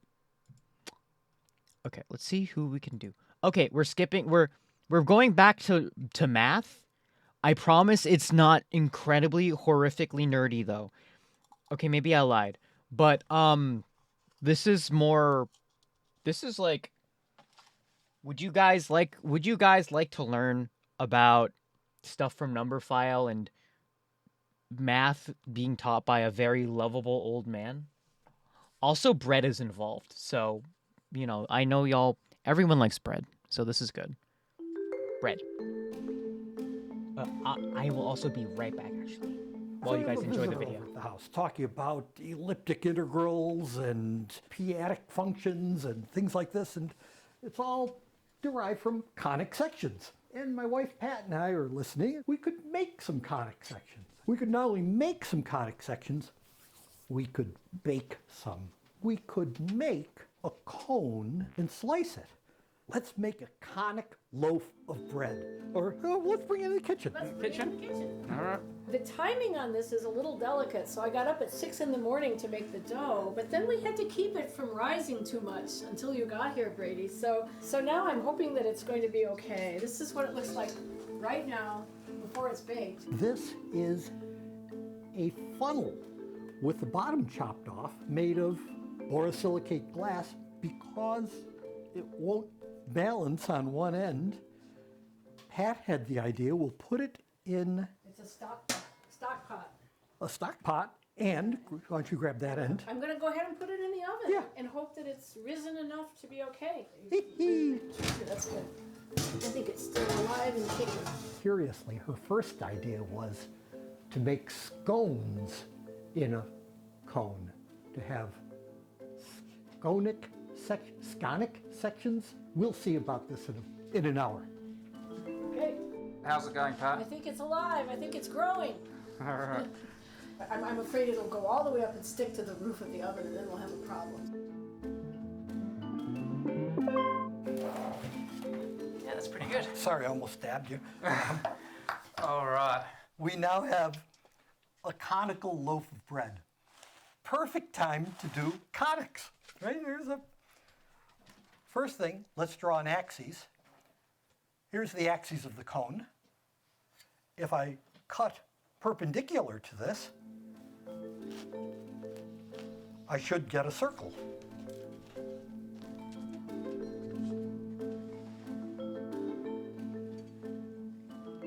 Hot damn! The basic conic. A circle, or really in this case a disc, because it's a filled in circle. So if I want a sandwich, a circular sandwich, I could start here and make another one.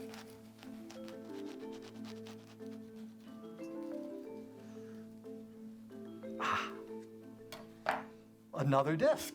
Now, if memory serves me right, sorry, I'm back. I ought to be able to make an ellipse by slicing the bread at an angle. So let's try an ellipse. This is basically what your calculus teacher tried to teach you, but you couldn't bear to pay attention to because he was not as entertaining and excited as this old man. Yeah, I've got an ellipse right I love him. I can make a steeper ellipse, a more elliptical ellipse by cutting this way. Yes, yes, yes, yes, yes, yes, yes, yes. Ooh, it's an ellipse. I now have an ellipse. I have an elliptical slice of bread. It looks a little circular, but It's a lot easier to learn math stuff when teachers are into it, to be fair. It's a lot easier to learn anything, especially if the teacher's into it. Because the enthusiasm is infectious.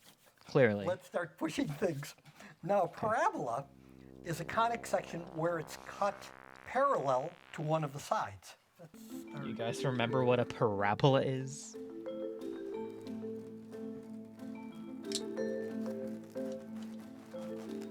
Here's a section of a parabola with a bite taken out. If I rebuild this, and I'd cut along here. Because, right, like, all of these are, you know, you even keep stuff better when you have... Exactly! This is... A slice that's parallel to math. This axis is a hyperbola. To get a hyperbola, let's slice right along here. It also helped me realize the relationship between parabola and like a hyperparabola. Along here is a hyperbola. Or yeah, a hyperbola. Here. And like a hyperbola and a parabola. Like, I didn't really think about it until he kind of showed it off. I'm like, oh, that's the relationship. A hyperbola along here, pretty poor hyperbola, with a little bit of homemade plum jam. As a side note, a hyperbolic jam sandwich. As a side note, at least he's eating the bread, so there's nothing going to waste. It's beyond elliptical. It's beyond parabolic.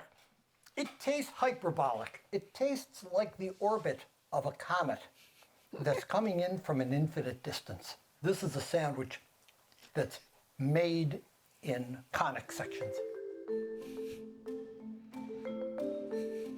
I love this man. Is that a circle? Yeah, sort of. This is homemade plum jam off that tree. Brady is right now having a circular disc plum jam sandwich. It's pretty good. It's very good. Come on, does it taste conical? Does it taste extra good because it's a homemade conic section? I think. Can you taste, is it possible for you to determine that every little yeast body and every little grain of organic flour that's used in that has organic flour too? Section? Yeah, I think I can taste that. Means you're gonna figure this out and do the experiment. You're gonna find your own equipment. If you don't have a turkey around, measure the temperature Conic of flour lasagna. expansion. Oh, I forgot. He also did he also has a shush ton of Klein bottles in his house. Move that. And I love this man. Sorry. Aside. Move this over here. Put let's learn about a funny, funky Toss shape. this over here. Get rid of that. Throw this out of the way. And you guys thought like funny cubes and squares are interesting. Are you ready for a funny shape? A friend of mine doing scientific glass blowing calls me up, says, "Hey, can you help program my glass oven?" I said, "Sure." So we work on this Macintosh. I program this oven so the temperature goes up, down, and everything. He says, "Well, how do you want to get paid?" And I say, "Yeah, don't pay me. Let's build something. Let's make a Klein bottle." So they say, "Oh, yeah." So we work together and we sort of weld the stuff, and we're building this out of glass, and we finally finish it.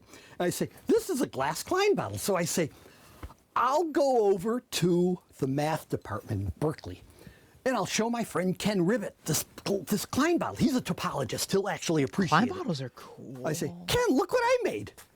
And this guy He's a professor of math. He looks at it and he says, "That's a glass Klein bottle. I've always wanted one. How much money do you want?" So I say, "I don't know, $100. He reaches into his pocket and starts counting out $20 bills. I'm stunned. So suddenly, this 5-watt light bulb goes off in my head. You know, if I make a bunch of these, I can probably sell them. The problem is, making a bunch of them, it takes me 2 or 3 days to make one. So I call around glass companies, glass shops. How much would it cost to make like a bunch of them? I want the price to be low enough that I can sell them. Turns out making 1 or 2 isn't going to do it. Making 10 or 20 isn't going to do it. I have to have like 1,000 made. Come on over, check this out. Under my house is Under his house is my little forklift robot to go pick Klein bottles from stock. Tilt the thing. If you look carefully at it, let's see if I can actually show this. I mean, this is just homebrew. This is only incidental. This is not Klein bottles. This is how to run a warehouse, really. This is this man's ingenuity mechanism does not cease to amaze me. Like, look at an old that. Pontiac car. So I went to a junkyard, got a window tilt.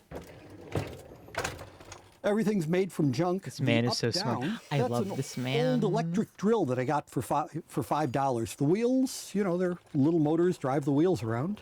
Let's tilt this up. And it has a camera. And it has a remote camera you can get stuff from.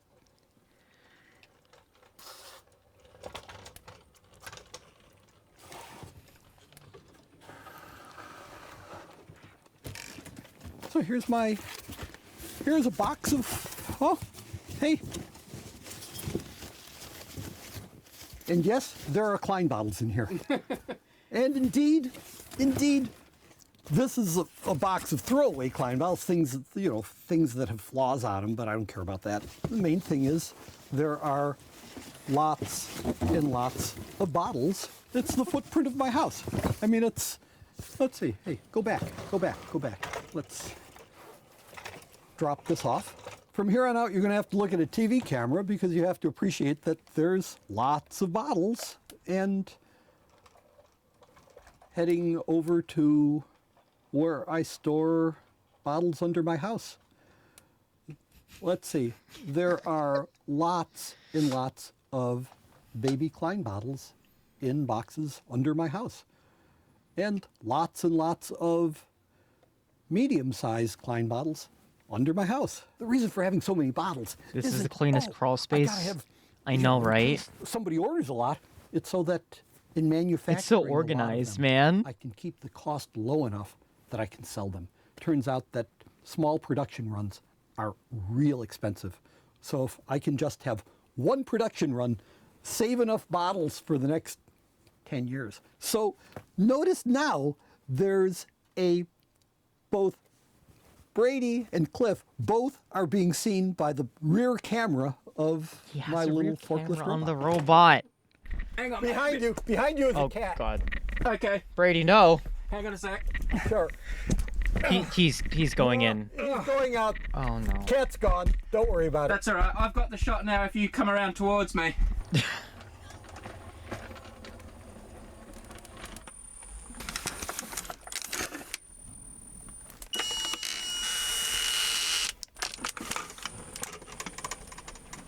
He has them on little pallets, too. I love it.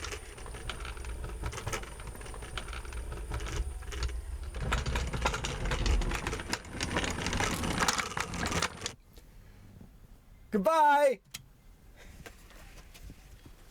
Yeah. I love Have him. you got something you'd like to sell online? Maybe not. Maybe you just want to start your job. But like, I don't know. It's just really cute. And oh my God, I didn't know. Like he's on podcasts too. I love this man. He's amazing. Okay, I haven't seen this video, so I'm not sure what to expect out of it. But it is titled, quote unquote, "The dumbest, weirdest Xbox to exist, probably." Let's see how this goes. Look, I really thought I was gonna have time to make a bigger video this month. That did not happen. So earlier this year, I took a pilgrimage to Philadelphia with a group of friends to attend Too Many Games and the annual Pet Expo. The second day there, you know, we're all walking around the floor looking for gaming. When I see something out of the corner of my eye, big and green, and you know me, I like green. So I go it's over the there. That green shit's the transparent Xbox. Xbox is not lime green, it is black. White green? Oh, that's a limited edition Mountain Dew Xbox. Mountain Dew. I bought it on the spot. The night before, we all got fucked up at a YouTube party, and a couple of my friends accidentally accused Doug Walker of pissing on the floor. Long story. Look, what I'm trying to say is I'm pretty sure I was still kind of drunk, and all I could think about was Mountain Dew Xbox and Doug Walker. On a normal day, I might not have blown $400 on a color-swapped version of a console I Oh, that's a own. bright green Xbox. You know I've what? never I seen don't that. regret it for a second. Because the more I learn about this thing, the more I love everything about it. Let me tell you, the history behind this fat ugly boy is incredible. Oh my god, that So the thing green about the limited is so edition Mountain Dew blinding. Xbox is that you couldn't just buy it. It's not even transparent. Win It's it. just like The only way to get one was by purchasing Mountain Dew for Mountain Dew points. For the life of me, I Mountain cannot Dew find any points? solid, definitive information on how many points any given purchase of Mountain Dew would accrue, but I do know that the console requires this is the fat 550 points. The Okay. only figure I've so much as heard is 1 point per 2-liter bottle. Which, if that's a true, lot. would mean that you would have to spend upwards of $900 for the privilege of having the chance to buy one for $100. And they didn't even cover shipping. Adjusting for inflation, that is a $1,500 total! And that's not even the best part! It was a limited run, so having points did not guarantee you a console, even if you had the money! If you weren't one of the first 1,000 people to buy one, you basically just dropped $900 for no fucking reason at all! You were fucked! it was 200. Oh, that's so many bottles. $1,500. That's for a so much console that soda. was green, and that's it. Oh. By that metric, I got this thing for a fucking steal. I heard somewhere that it's sold out by the end of day one. I hope everyone else likes their Mountain Dew. Hell, there's a subreddit dedicated to locating and documenting the ones left. I've seen mint consoles in the box selling God. for more than 2,000. Like, what? God, Yo. The 2000s were Rare Xbox. What's up? Forgot my due. This will be very quick, I promise. Anime Eve is sponsoring this video. They make sex toys, and they're...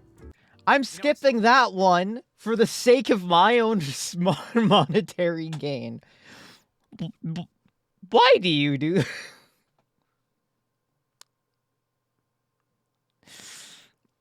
Okay, you know what? I will leave the sponsor. I'm not gonna let him talk because oh god, that scared the shit out of me in terms of filter. But if anyone wants anything, there's a sponsor. Yeah, okay, we're good. Next. You know, I still haven't even told you about this Xbox specifically. After digging through the thing's memory, I am convinced Who submitted that not this? a single I will fight byte of you. data from its Who 8 submitted hard this? drive has been deleted. It's your head now. Hold ever. on. This limited edition Mountain Dew Xbox Who did this to has me? 17 years of gamer history tucked away. Who did this to me? Here's how I figure. Halo 2 Brandon! months after this version of the console, and considering how Halo You 2 should know was better. literally a historic event, there is absolutely no way on earth that the person who owned it did not use the green box to be the Green Man.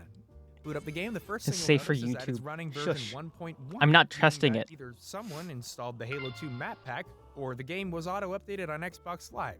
Check the map files, it's got all the DLC. Let's fucking go. Do you want a There's browser also, like, extension that gives sponsors 2 advertisers existing automatically on YouTube profiles on videos? the channel right Nah, now. We it's got fine. guys like Draco, I can just press Master next Slayer, of 3 buttons or whatever. Dr. Skull, Dr. Gandhi, Skull. the Taliban, me. You're like a goddamn archaeologist. You can actually piece together little bits of history from this. Whoever me is, they're the only person on the console to have beaten the game on Legendary. Bless them for the patience. At one point, someone must have tried to get their mom to play based on the heart emblem and the username Ma. They never made it past the intro, though. McGringo was absolutely an Xbox Live user. I checked, and their profile still exists as a relic from the 360 era. I can't show you some of my favorites because I looked them up. Are they all slurs? Not all of them are relics. A lot of these gamer tags have achievements in newer Halo games. There's a couple that recently played Infinite. That makes me so happy. I can't even tell you why. We're still not done, though. Halo 2 can only teach a man so much. The rest of the hard drive Why tells did he a bigger sell? story. But dang, These this is save neat. files are a trip. I mean, I like to think I'm pretty familiar with the Xbox's catalog, but there's shit in here I've never even heard of. You got everything from Madden to Burger King, from Call of Duty to Hummer, from Most Wanted to the Bible game. By far the thing that takes up the most space, though, is the saved music. For those unaware, the Xbox could not only play CDs, but save them onto its hard drive. Wait a minute. Which was extremely cool at the time. Let's play a game. Pirated What music music question do mark? you think was saved on a limited edition Mountain Dew Xbox in 2004? Linkin Park, Linkin really, Park, pause Linkin the Park, video. Linkin Give me a Park, guess in the Linkin Park, comments. Linkin Park. Come on. Linkin Park. Okay, Come on. cool. You're all wrong. It's only Christian music. We got fucking Hillsong. We got 4 straight hours of emotional prayer music that was absolutely ripped off LimeWire. We got preschool choir. I was not instrumentals. expecting this. This is when I realized, holy fucking Christ Wait. almighty, hanging on the cross. This Xbox, at some point in its life, retired from gaming to serve as a $1,000 church CD player. How long was it there for? How did it get out? No, It must have wait. spent some time at the youth group, right? Like a split screen It's like machine? a youth group Xbox? Explains the Bible game. I don't know if I can keep this. Like I don't think I deserve it. Who could be trusted with ownership of the limited edition Mountain Dew Xbox? I feel like it was like a Christian parent or something. The only show on the internet that makes you say, wow, this man is wasting his time, his resources, and his hairline on a review for something. Hi, Brendan. Check your mail. It's not a bomb. Oh my god. I feel like it's more like it was like a Christian mom or something because they bought the game thinking it was like some kind of religious thing because it's Halo. The kid played it, thought it was awesome, and then tried to get their mom to do it, and then they just couldn't finish it because it wasn't Christian or something. I don't know. That Xbox has a story to it, for sure. Okay, let's see here. What other thing can we show? Yo, religious music was religious music was a shock. I was expecting like I pulled off that lie on my Nana to get me Halo CE at a flea market. I swear. Claire, come on. I'm trying to figure out what other videos I can do, and I might need to call some of these because they're kind of long. Let's see here. Yes, almost like don't yes Alma me. You know what you did. Ooh, this one. A steampunk mousetrap for a shotgun. I'm trying to figure out what videos we can do. Because again, might skip some of these. This one I got was curious. The last stuff is just shooting, so it can be skipped. Okay, let's watch. We can watch 9 minutes of this one then. We can watch like half of this. Thanks for tuning in to another video on ForgottenWeapons.com. I'm Ian McCollum. And History and we are Aquafish. Okay, cool.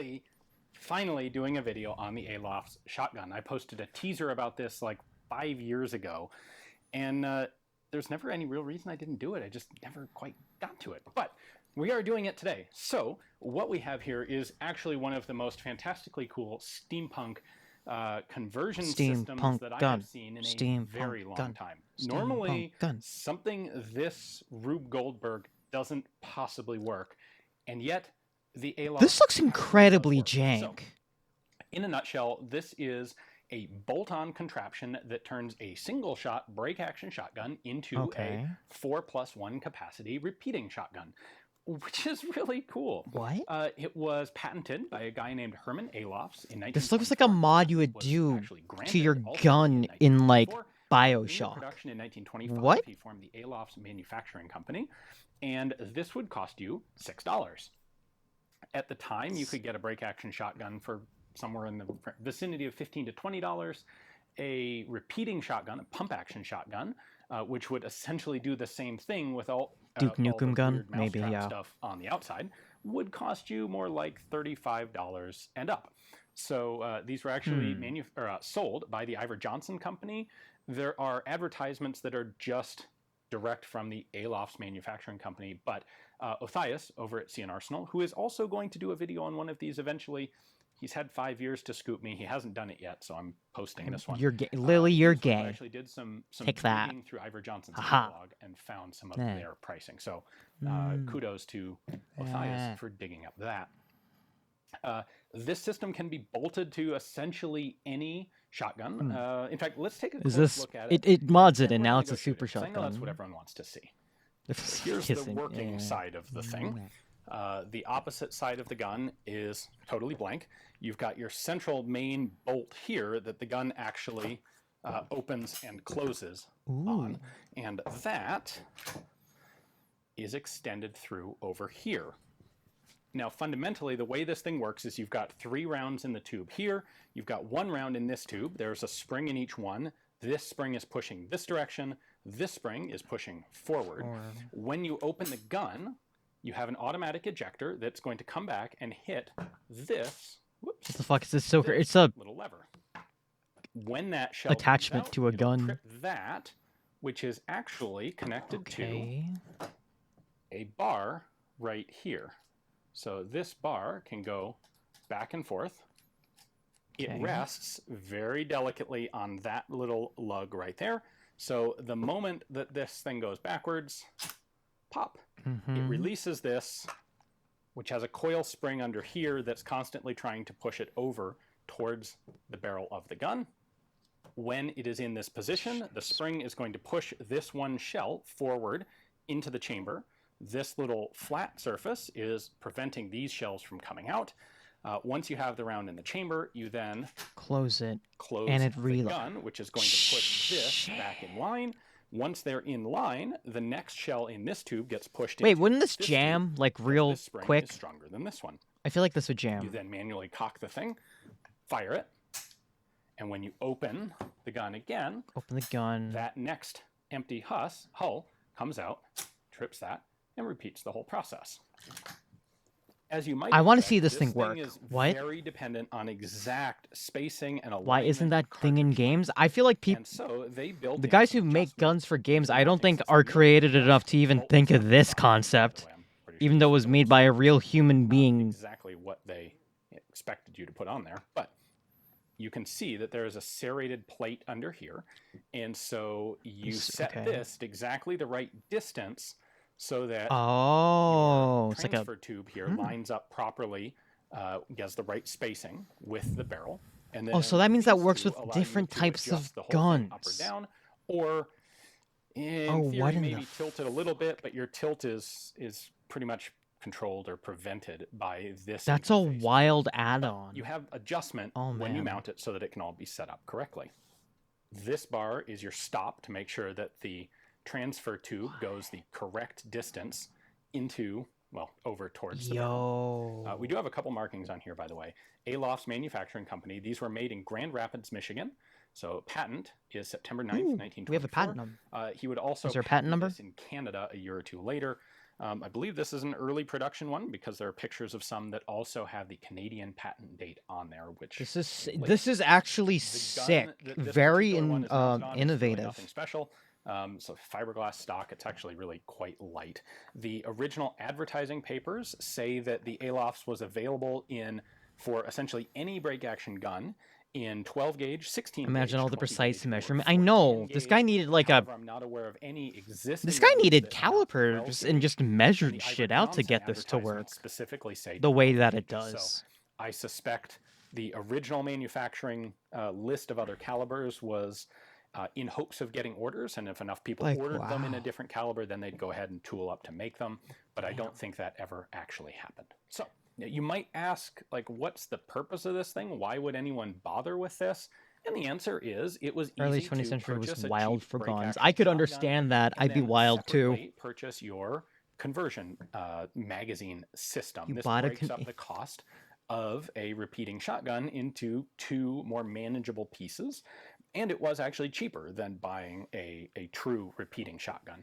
You definitely don't have the quality. You would be much better off with a proper pump action shotgun. I feel If like you don't this have is the like money for I that, buy the or shotgun and if then I you get the just pro inherited something attachment. like this. Frankly, this isn't too far off of the idea of something like the Archangel stocks for Mosin Nagants, where you buy a cheap Mosin Nagant and then you really kind of want to turn it into a sniper rifle, and so you buy an Archangel stock to drop it into.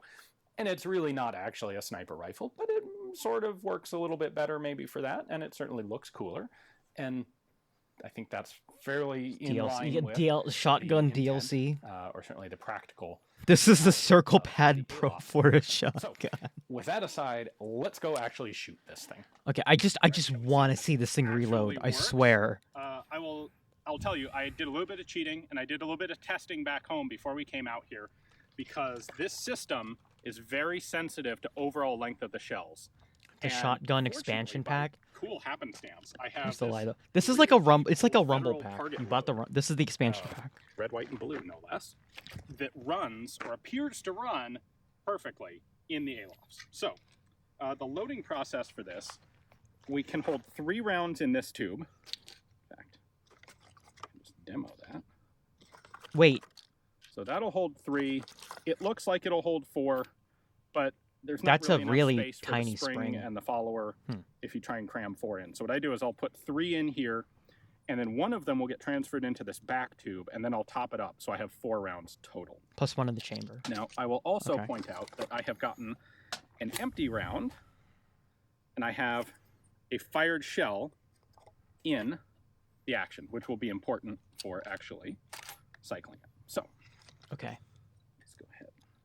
This is really kind of tricky and finicky to load. It's the There are Pez. no I just shell realized. in these tubes. I just realized. You've got these little plates that act. This is the Pez dispenser of guns. This is a Pez dispenser. As essentially shell stops. But it's shotgun shells. There's 2. Yo. There's 3. Now. Oh wow, that's where the spacing is. Christ, that's tight. Pop my finger in that. There we go. So now we've got 1 round back here, and I can top this main tube off with. This looks so jank to reload, but I bet it's really cool in a fight. All right. Yeah, loading seems like a pain in the ass. Fully loaded. Now, I'm left-handed, but I can't shoot this left-handed because this big hinged lug gets right in the way, and I don't want to take 12-gauge recoil onto that. So we'll be shooting this right-handed. Oh. All right. Aw. It didn't do the thing. Okay. Okay. Well, that's not the best start, but we'll keep going. So I got a round in the chamber. The loading yeah, see, it was like, oh, it doesn't jam. Well, it jammed, so there's that. Now. Okay, I want to see this. Come on. What?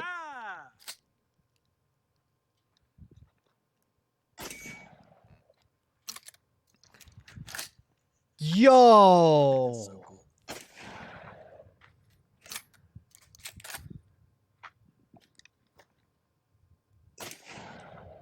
There you have it. 4 rounds out of a single shot break action gun. Now you'll notice, you may have noticed, the one thing I have That to do puff here of is I kind of smoke do out the a little back. double Yo. pickup. And the first little bump down in the action just gets everything, it pops it into place, and then I can close the thing. So this should. I just love the fact that the shell ejection hits the reloading mechanism. Like, Well, I mean, it's old. It's so old. like that's such a cool. Basically, How do you guarantee that? So let's load it up and do it again. Like, how do you guarantee that to work? This out of the way. It's so smart, though. I love it. Just pop that. There we go. All right. So we've got our transfer. I want to see a slow motion of it reloading because I can't believe it. Like, honestly. Into the main tube. Like, you know, you break the shotgun open to eject the shell. The shell is thrown back. It hits the trigger to reload it. How? How do you do that? Or how can it do that? Here we go. Reduce playback speed of the video to quarter. Let's see if we can actually get it. Like, maybe let's see what happens if we actually see it. My little... I don't like this. Just okay, there we go. Okay. Okay, there we go. Here we go.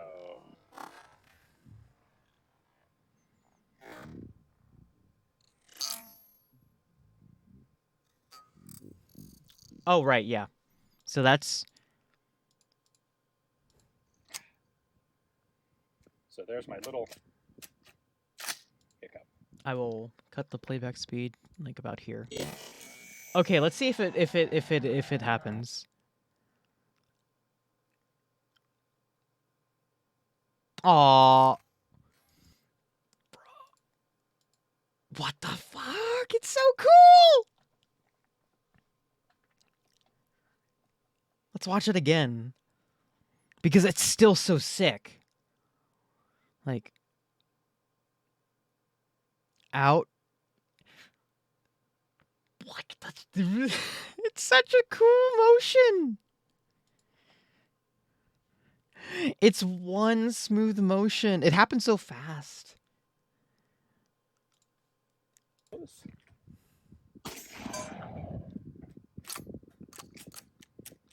Oh, come on. Ah, it's close. There we go. Okay. Like at some parts, like I can understand it getting stuck. That one worked nice. Oh man. That's just such a slick loading mechanism. The shells aren't exactly the overall length. They won't go quite far enough, or they'll go just slightly too far. And you've always got two shells pushing, well, until you get to the very end. You've got two shells pushing against each other. BRB it is, learning frankly, an unbelievable miracle that this thing actually works, even as well as it does. In theory, you don't actually have to put a shell in. I could just trip that manually. Be like, oh, and there it goes. And now I'm ready with my first round. The one thing that's in the way of this being an actual sort of automatic operation or like a pump action sort of operation is that I have to manually cock it every time. I don't think the cocking's not really a problem. I wonder if there's like... Oh, there we go. Come on. That one worked exactly perfectly. Open it. It's so satisfying too. Empty shell goes out, new shell goes in. Cock it. Although I wonder how fast you can get at it. We can get that again. Nope, I had one little bobble there to get it loaded. I wonder how fast you can do this. Yeah. And the last round's being a little finicky. Jank. There we go.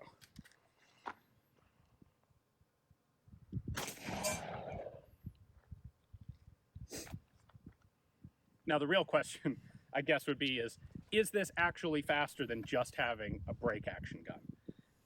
And I think it is. It really is, until you're out of those first 4 rounds, and then you fall way, like, perpetually behind the single shot guy, because reloading this thing is like sit down, take a break, have a cup of coffee, and reload the assembly.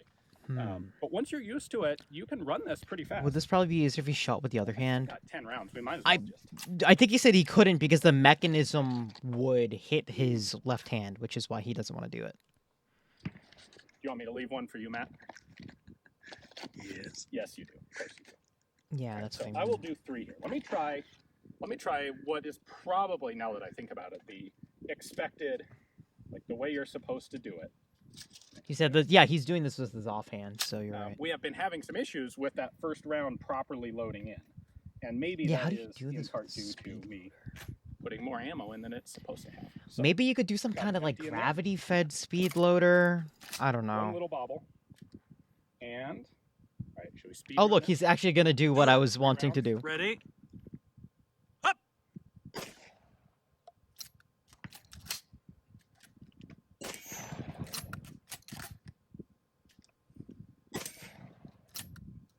That's pretty quick. I feel like that's faster than I could have done a single shot gun where I have to actually go to my belt and pull a new cartridge every time.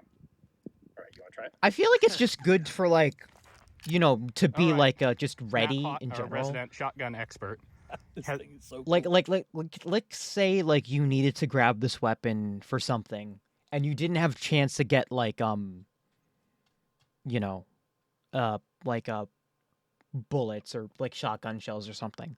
If you brought this, like, you have a relatively good kit with you no matter what. And all you need to do is grab the gun, I guess. I don't know. It's like a mod pa on the farm shotgun. Yeah. Feeling you're going to show up. It's like a, it's just like a kit, you know? So go ahead and close it. And then pull and the hopefully rear you don't tube need off more than to 4 the- shots, which to the is left. kind of reasonable And then you're gonna considering load round it's a shotgun. into And you have long tube. 4 shots. Nope. And there is Yeah, this nothing is to just hold them in solution for place. someone who So can what I afford do a is- actual yeah, repeating exactly shotgun like at the that. time, though. You bring the short tube up just far enough. It's to like touch a, the rim. it's a If you let it go too far, It'll pop back and load shank, the transfer but chamber. really cool Come on, get in. alternative. It's kind of like loading a But it's Model not 12. going to be as good as an So actual. what's repeating happening now shotgun, is I'm you've sure. got the rim of the case sitting there. Ow! And Yeah. and what I was about to say is, if you push it with your finger, you will get a blood blister, as I have already done myself as Yeah. well. Howie. So, a little late for that though. Now you can either open it and So I need manually hit that little lever. I need an empty. Yeah, there we go. We can give you that. Plug that little guy in there. All right, let's see. Yeah, one little bobble. Yep. Thumb cocker. Oh yeah. If someone could fill me in on this part, I would love to know. Oh, you broke my Alofs. Bro, we broke the gun. Yeah, you what? kinda have to hit the How release does the shell? How does the empty shell come out with such force? What's the mechanism that does that in there? That is so cool. Isn't that cool?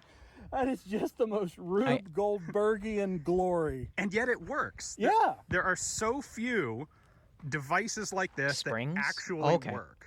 I mean, it seems like something you'd see on like a late night infomercial. Usually a Like spring. a QVC network or something. Well, I think the Sears catalog was the 1920s equivalent of yeah, late that- night QVC infomercial. That is true, but I mean, certainly does work. Oh, okay.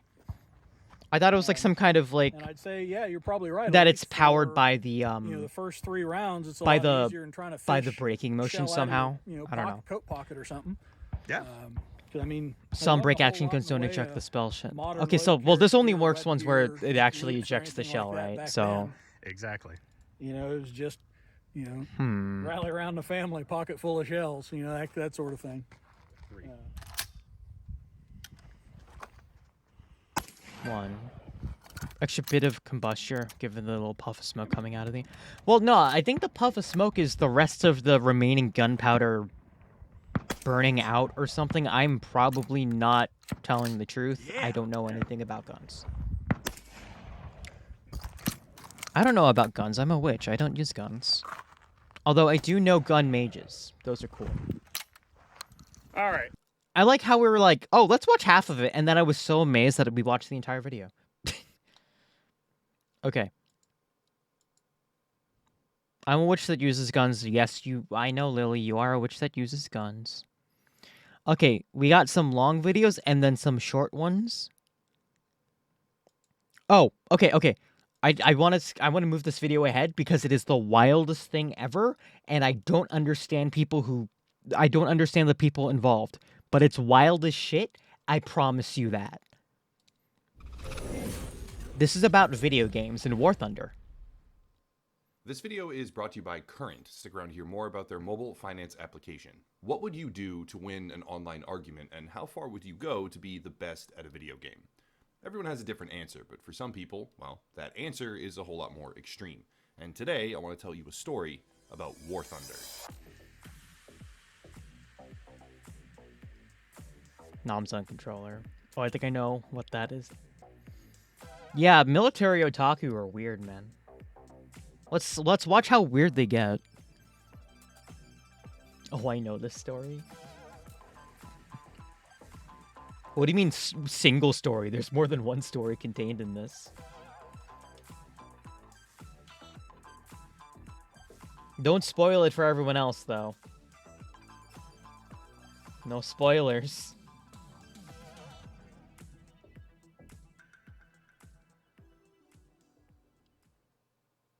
War Thunder is a decidedly average product. Claiming to be a next-generation combat MMO for PC, the reality is quite a bit more mundane. It is a The game delicious in ham essence, a sandwich. vehicular combat simulator True. with reasonably accurate depictions of more than 2,000 military vehicles. Some of these vehicles are historical, others contemporary, but regardless of the game's lofty goals or broken promises, it has managed to cultivate a rabidly enthusiastic audience. That's where our story begins. How could The you, audience. Lily? War Thunder's audience contains some of the most dedicated and destructively I wonder how stubborn legal it would be people to in the drive entire a world disarmed, of of course, World War II What's the tank. most extreme thing that you have done I don't while think playing a video game? Many of us might remember the Xbox 360 and have a pretty good idea How would you things do can that? go. Others might find themselves thinking I feel like back to the even more turret intense is kind of an games, essential Ultima part of the Online, tank. or more recently, Eve. These games, among others, are renowned for their ability to incentivize tactical extremism. But War Thunder, this little hidden gem here, contains a few players who are on a completely different level. But first, I'm before glad this going starts any dissing further, off it's War time for Thunder. today's video sponsor, which is Current.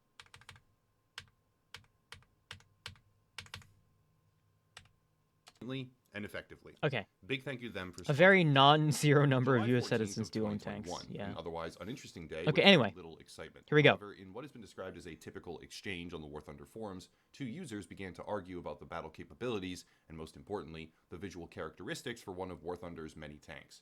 This was the Challenger 2 from the I'm gonna United buy me a tank. No. These users with a reputation I don't want it. I don't want to have you own a tank. internet rumbles, if you will. You would be too goes by dangerous the if you name did. Fear Not. Fear Not, referred to in this video simply as Fear from time to time, was arguing that the developers of War Thunder had created an improper design that did not accurately reflect the gun emplacements or mantlet armor of the Challenger 2.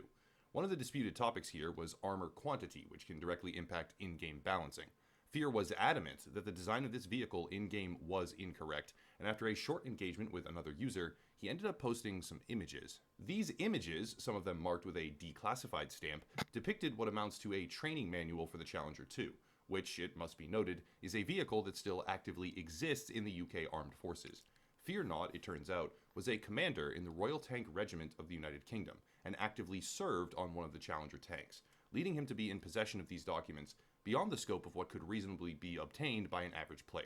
Suffice it to say, the argument in its current capacity was won because these documents were in fact actual military blueprints depicting legitimate information on the specifications of the Challenger 2 tank. Victory. Except, not so much. The declassified stamp that had been set on the images was not in fact real.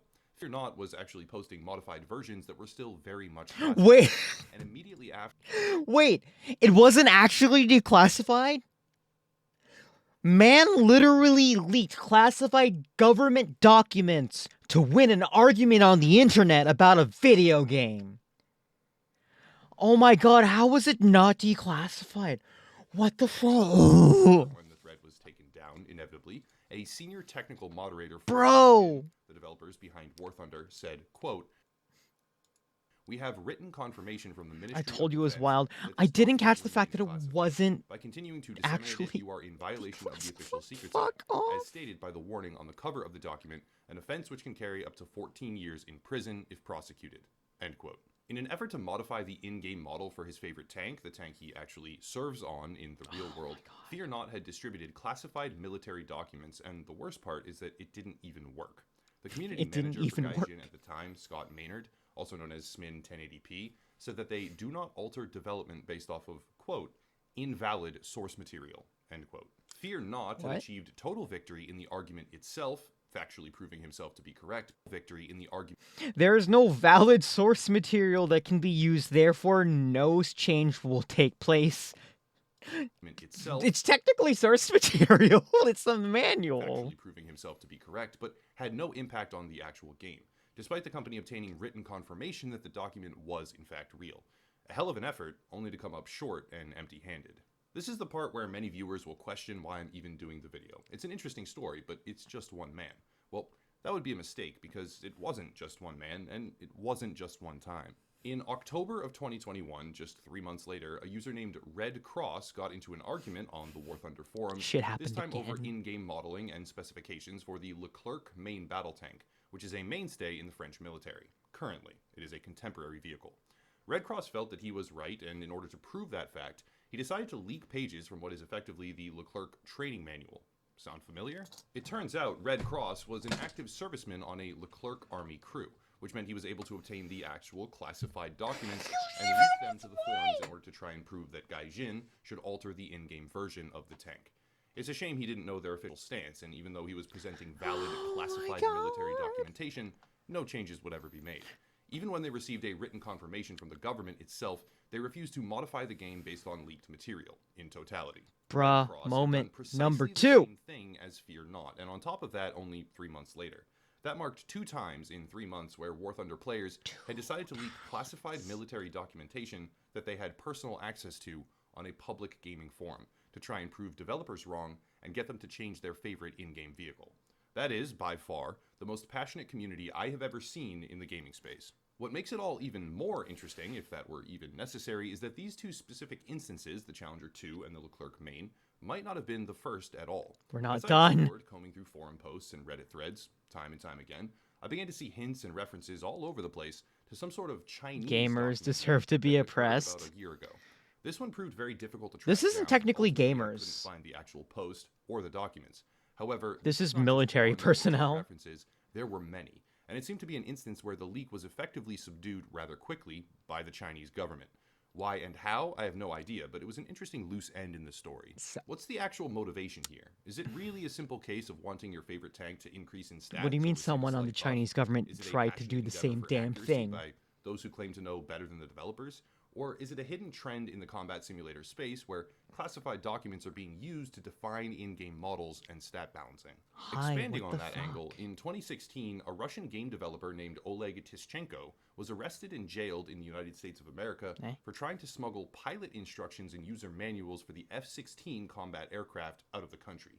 The initial action took place in 2011, but 5 years later, when he traveled to the country Georgia, he was arrested and extradited to the US, where he faced charges of conspiring against the United States. Why? He was ultimately released after most of the charges were dropped, but he ended up spending a year in prison for trying to obtain and export classified military documents while developing a simple video game in Russia. I don't have an answer for the question why. Why?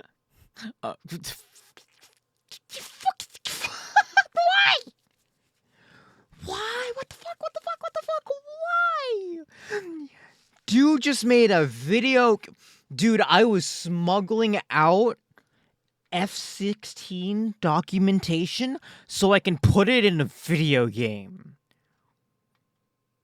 It's gotta be the most accurate thing ever. Army nerds need to chill the fuck out. Jail time and dealing with classified or confidential material, but some members of the community, players and developers alike, seem to think it's the right decision to make. But my simulations, Bottom line, this is Alma. not a singular occurrence. In fact, I would assert that this is becoming an actual pattern in War Thunder, and we might just see similar leaks again in the future as those with access use that access to make a point about their favorite vehicle in an online argument. Sadly, it has no effect, and regardless of what they leak or why, it's unlikely that their efforts will ever find success.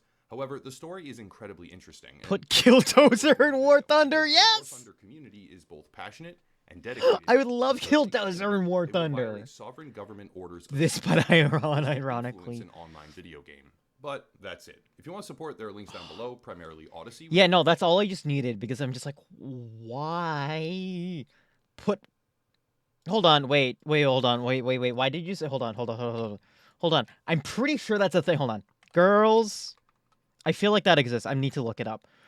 Und Panzer War Thunder.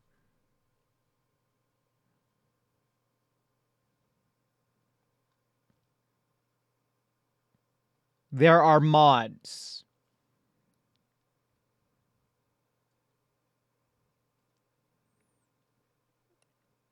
There are...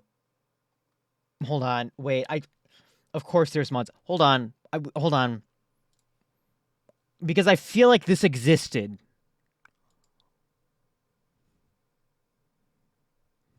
That's a mod. These are mods. These are all mods. There might be a real collab with... it was World of Tanks. Hold on. Let's look it up. Hold on. World of Tanks.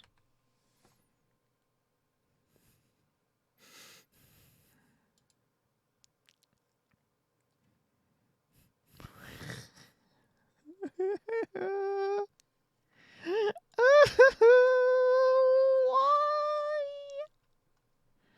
I want to find the promotional video. Come on. Give me the promotional video now. There it is. This video is unavailable. Bullshit. No.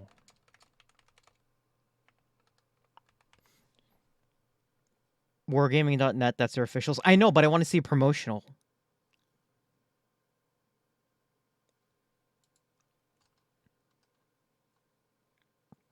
Okay, wargaming.com. Okay. Yeah, there's just no...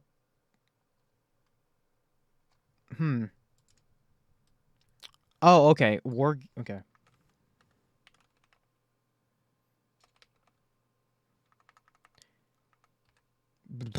I can't type. Okay. Okay, World of Tanks. Worst search.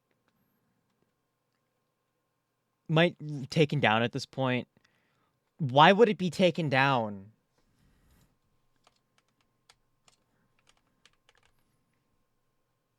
Oh my god, I think it was actually not here. Oh, that's disappointing. I wanted to see video.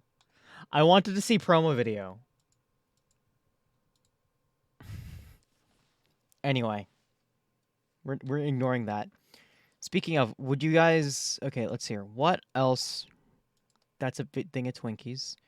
I'm very curious. Like, let's look at the couple short ones. Let's take a small break and look at short videos. This one's about food, so that's cool. The commercial that killed a fast food chain. I don't know what this is. Good morning, John. You and I grew up going to... Man, that voice. I'm sorry. I'm like, hey, that's Hank Green. Okay, anyway. Racks. It was for the days when we'd been good, when Wendy's wasn't good enough, when it was time to split a cookie so soft and gooey that you could push it back together and it would stay that way. Racks was a roast beef place, like Arby's, except that it was constantly undergoing identity crises and it had no idea what it wanted to be. That sounds a place that I want to go to. The case that they somehow weren't like the Man, sounds like Stephen Colbert. This does not sound like Stephen Colbert. Attempts to do that, implying people are oppressed. Maybe it's because I'm too used to actually hearing Hank Green. Because they can only get one kind of chicken sandwich. At Racks, you can get an eeny, meeny, and a miny. Eeny, meeny, and miny. Where's Mo? There ain't no Mo. Oh, he tried so hard to make that work. Many of their ads tried excluding demographics to make it more appealing to their core audience, except that they always then What's push the core back against it. audience? Here's a good example. Racks, it's good for adults and also kids, but only kids who act like they're adults. There are lots of bad Racks ads. There's one where a phone eats a sandwich, which features Yoga Jones from Orange is the New Black. This one with the giant chicken foot, and then there's one where a woman wants a pita pocket with a meatball in it and she explodes. Ads were bad in the 80s and 90s. These are all your normal bad ad fare. But as Racks continued to lose focus... Yo, but also they were $1? An all-you-can-eat pasta bar upgraded into... Hold on, wait. Rona sent me the thing. Thank you, Rona. I gotta... No, stop. No, I want to see this. Don't be weird. Come on, just let me copy the tweet. I swear to God. Copy. Hold on. We're watching. We gotta watch this. I just want to see this. I need to see this. World of Tanks に Girls and Panther の暗号チームがやってくる。 Sorry for it not being full screen, but あの4号戦車と共に。 It was less than a year ago? It happened in 2020. What? 搭乗員はもちろん彼女たち。 Why did every, and I do mean every major restaurant had a buffet in the 90s? I don't know, they just thought it was ガル cool. パンキャラを Nah. 操り、ワールド・オブ・タンクスで戦車道を極めよう。戦闘の緊張感は本編さながら。 Girls in Panzer are still like really pop. Well, I would expect so.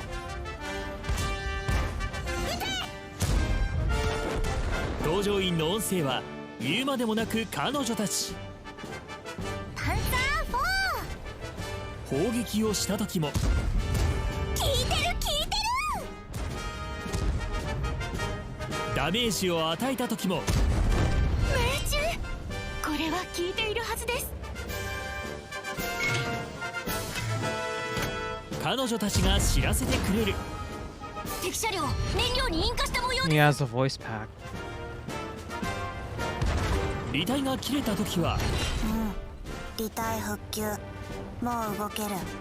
ガルパンの興奮をゲームで味わおう。この鳥肌が立つような感覚、しびれてしまいます。花さんすごい撃破です。やりましたね、いすず殿。1両撃破だね。みんなに連絡する。 ガルパンコラボでは特別ミッションが登場。ミッションを達成すれば The lack of コラボ限 British 定 girls カスタマイズアイテム sad. が手に入る。パンツァー4アンコーパックを購入すれば戦車もキャラも君のもの。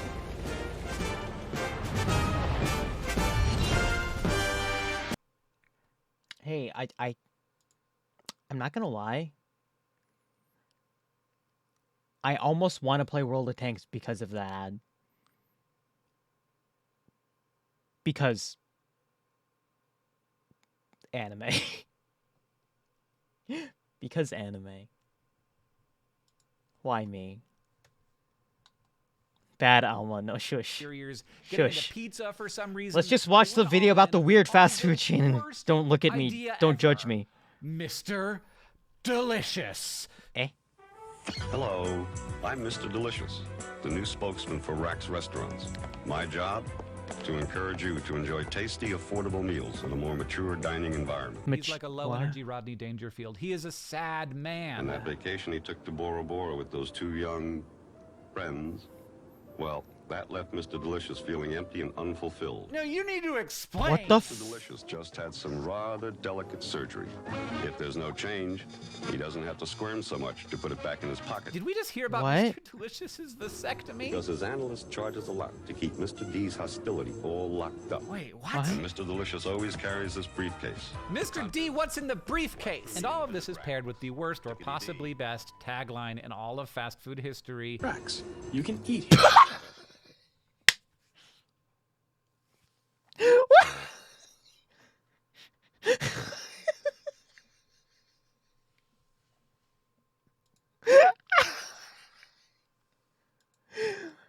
You ever want to go to a food place that has the tagline, "You can eat here"? Like, what? I sure hope I can. The closest relates food. This is in fact this is the visual of road work ahead. I sure hope it does.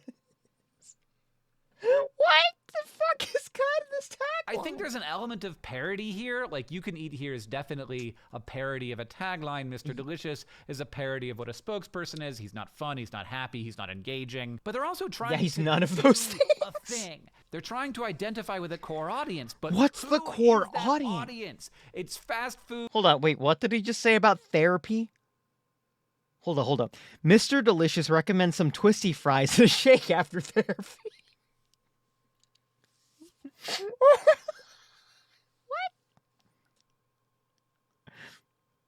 What does this have to do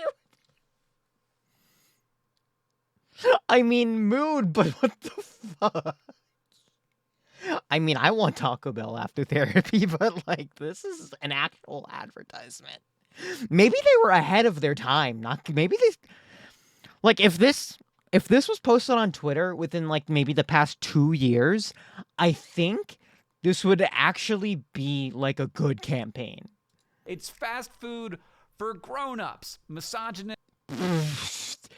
Mr. Delicious appreciates the Rax value menu ever since his ex-wife took him to the cleaners. What the fuck? What is this? Who is this appealing to? What's the demographic? This I'm pretty sure this demographic is for people who are living in now, not 20 years ago or whatever. This guy is literally, we're getting sold fast food by a guy whose brand and personality is literally, my wife left me. And I'm being sold curly fries and milkshakes by Mr. My Wife Left Me. Unfunny, alcoholic, sad grown-ups who gambled too much. If you tasted Mrs. Delicious cooking, you'd be eating at Rax every day. Oh, man. No wonder your wife left you. You didn't compliment your wife's cooking. What the fuck? Much and go to psychotherapy? Now, the wonderful thing here is we have a lot of insight into Mr. Delicious because the ad agency and the management of Rax worked together to create a Powerful. This is honestly powerful boomer energy. Like, this was advertised. What's in the briefcase? Divorce paper. He carries the divorce papers around.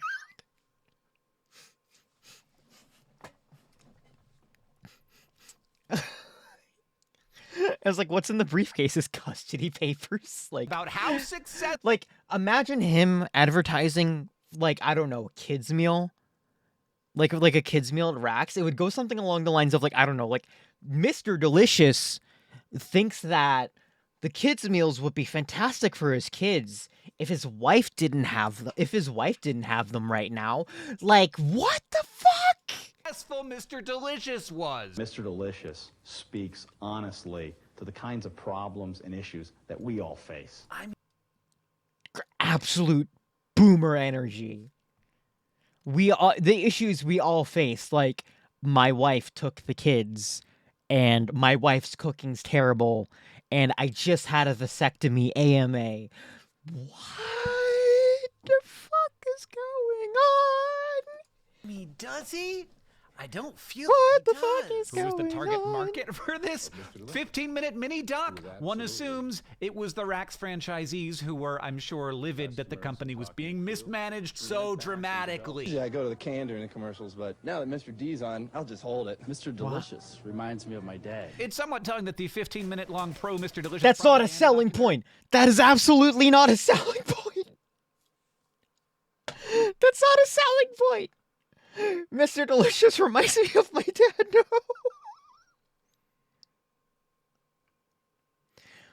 This restaurant still exists? How does this restaurant still, like, 8 franchise where are they located? Hold on. We gotta know. I need to know.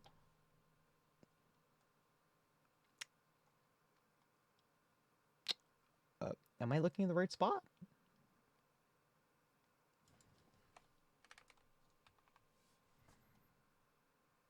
I found an incredibly better thing. Did I say the wrong? Did I type the wrong thing? I wrote Mr. Rex Restaurant in the search answers, and I got T-Rex Cafe. So we're going to the T-Rex Cafe, everybody. Although it is in Disney Springs, so maybe not. It's expensive. Anyway. Minute-long pro Mr. Delicious propaganda documentary. That wait, PA Gang? Yo, wait, PA Gang? I need to tell my friend who lives in Pennsylvania this. Together included this line. Mr. Delicious is obnoxious. Oh my God. Rax filed for bankruptcy less than a year after the... Hold on. Okay, it's called Rax? Restaurant. We are looking through the site now. We gotta find it. What do you mean this place still exists and this still... This looks like I'm looking at a print website from the 60s. What the fuck? The Tried and True. The regular Rax. Get great deals on your mobile. It feels like we went 20 years in the past. What is going on?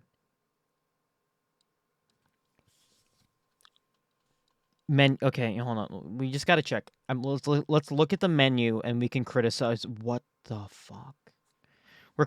We are criticizing the menu of Rax now. We have to. Quick, gotta check my beeper. I know, right? It's like I wonder if there's a place we can sign up for their electronic mail. Like, what the fuck? Like, this image, I don't know if this is gonna come across, but this image of this roast beef sandwich is so unsaturated, it looks like the soul has been taken out of it. It looks like it was printed on newspaper. Like, this image of this roast beef sandwich is printed on newspaper. Someone took a scan of it and used that as promotional material. It's so unappealing. It's almost purple. Also, yes, we have found nihilist Arby's for real. Okay, so we got regular Rax, deluxe roast beef. Hold on. The descriptions are even dull sounding too. Great taste, great selection. Thanks for the thin sliced Rax roast beef stacked on a toasted Kaiser bun, stacked high, steak bun topped with mayo. I like how there's a much larger amount of thin slice. Like, what? Like, why would you sell it like that? Roast beef with these are literally just roast beef plus stuff. Corn dusted steak bun topped with BBC. What?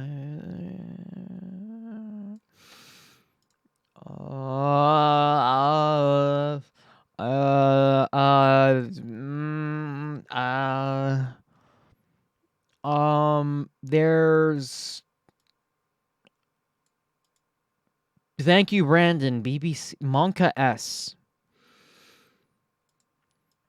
I'm just gonna leave this here because I can't say anything other than just look at it and feel bad. It's also a copyrighted term.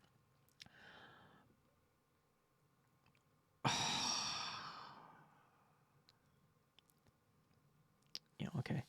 Barbecue beef, deluxe ham, deli wraps. Oh boy. The salad looks depressing. Oh my god, what is this image? I'm gonna make a 5-hour drive to Toronto on your tracks. Don't! You're gonna die! Like, Claire, don't! You're gonna die and or get transported to the 80s and just have to be forced to talk about how much you hate your wife and how bad her cooking is. Don't.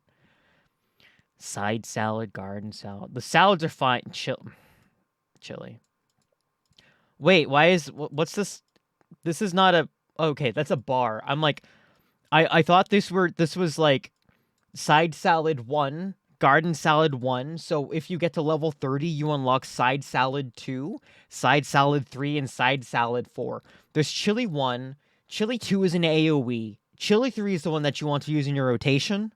And chili 4, they just added it in later. You have to mix that in between your stacks of chili 2 and chili 1 procs. Like, what? The fuck is this website? This is like Wendy's and Arby's. Yeah, there. Thank you. Everyone's making the same joke. Chili, chilla, and chilagra. Like side salad 1, side salad, side salaga. Like what? Okay, potatoes. What are the potatoes? Plain potato. Do you just want a potato? Oh, they're doing it here too. My God. Plain potato 1, butter potato 1, sour cream, cheese potato, chili cheese, potato skins. We're getting better.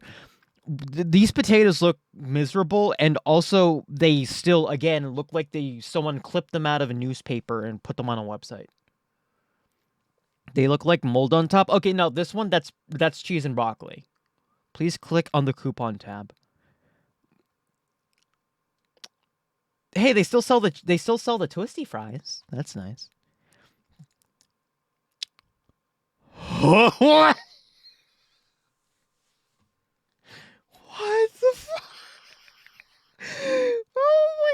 Are you sure? Hey, are you, Rona? Are you sure this is not a Internet Archive website?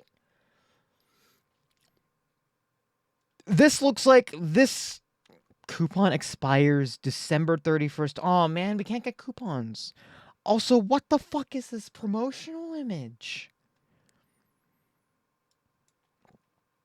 We can't get. Oh man, Ohio is cursed.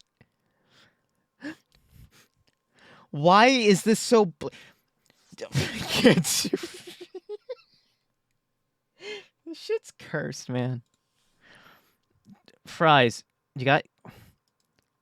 Oh my god, hold up. Look at those chicken. It's not even in the menu. The fries, the chickens, the chicken strips are not even on the menu, and look how unappealing. They're yellow. They're bright yellow.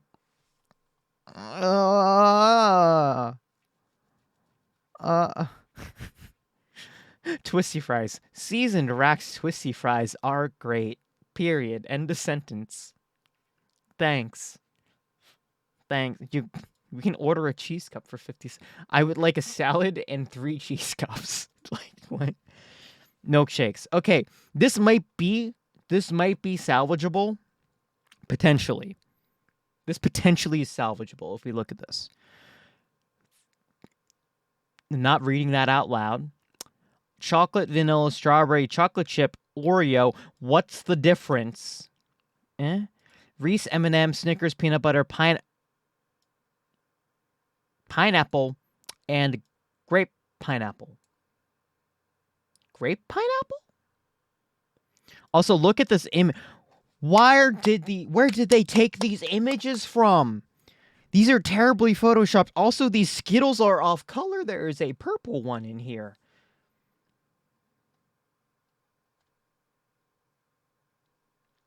I'm still thinking about this. Hold on. I want to just This is like an SCP restaurant, you're right. Oh my god. We're not even done with this.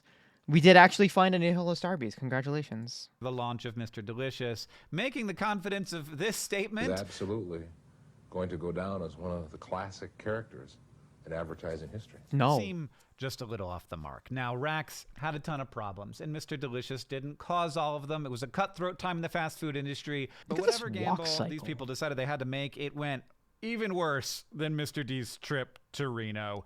John, I'll see you tomorrow. Still thinking about Rax. You can eat here. I'm losing it. Okay. I feel like everyone's heard about this one, but we should probably watch it because it's still good. Because this is about bread. Again, we're watching more videos about bread.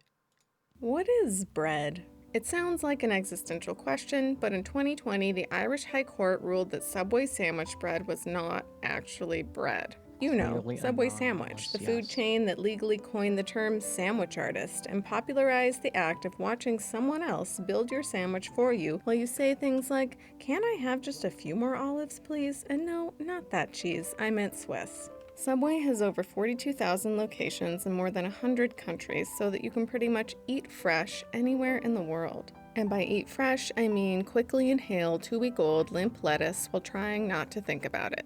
This is House of the Future, and today I'm talking about bread and the Irish tax system. One of the world's places that has a lot of subways. No, not Oh that man, kind of if only subway, Jill was is here. Jill Ireland, likes bread. home of I posted these videos for the dancing, purpose of this Jill rock looking people at like them. to kiss I while will send them hanging to Jill later. precariously upside down, and over 2,400 Subway sandwich shops. Every day, these Why is there Subway a shops censor serve bar? meat, cheese, tomatoes, and lettuce, and they do it all on bread. Bread. At least, that's what it appears to be to anyone who has ever eaten a sandwich. If you're thinking there must be a deeper reason for this adamant denial of the reality of bread's breadness at the government level, you're right. It all goes back to taxes. And taxes all go back to money. Who gets to keep it and who has to fork it over. The problem of Subway's sandwich bread is not actually a problem of what bread is. It's a problem of how much VAT tax the shop franchisees have to pay to the Irish government. A VAT tax is a consumption tax, sort of like a sales tax in US states like California, which you normally pay when you buy something like this Chucky doll. His real price is priceless, but at the Halloween spirit store, it's $89.99. However, when you go to the register to check out and just before Chucky puts a knife in your back, your total is $99.21 because of the sales tax on Chucky dolls and other stuff.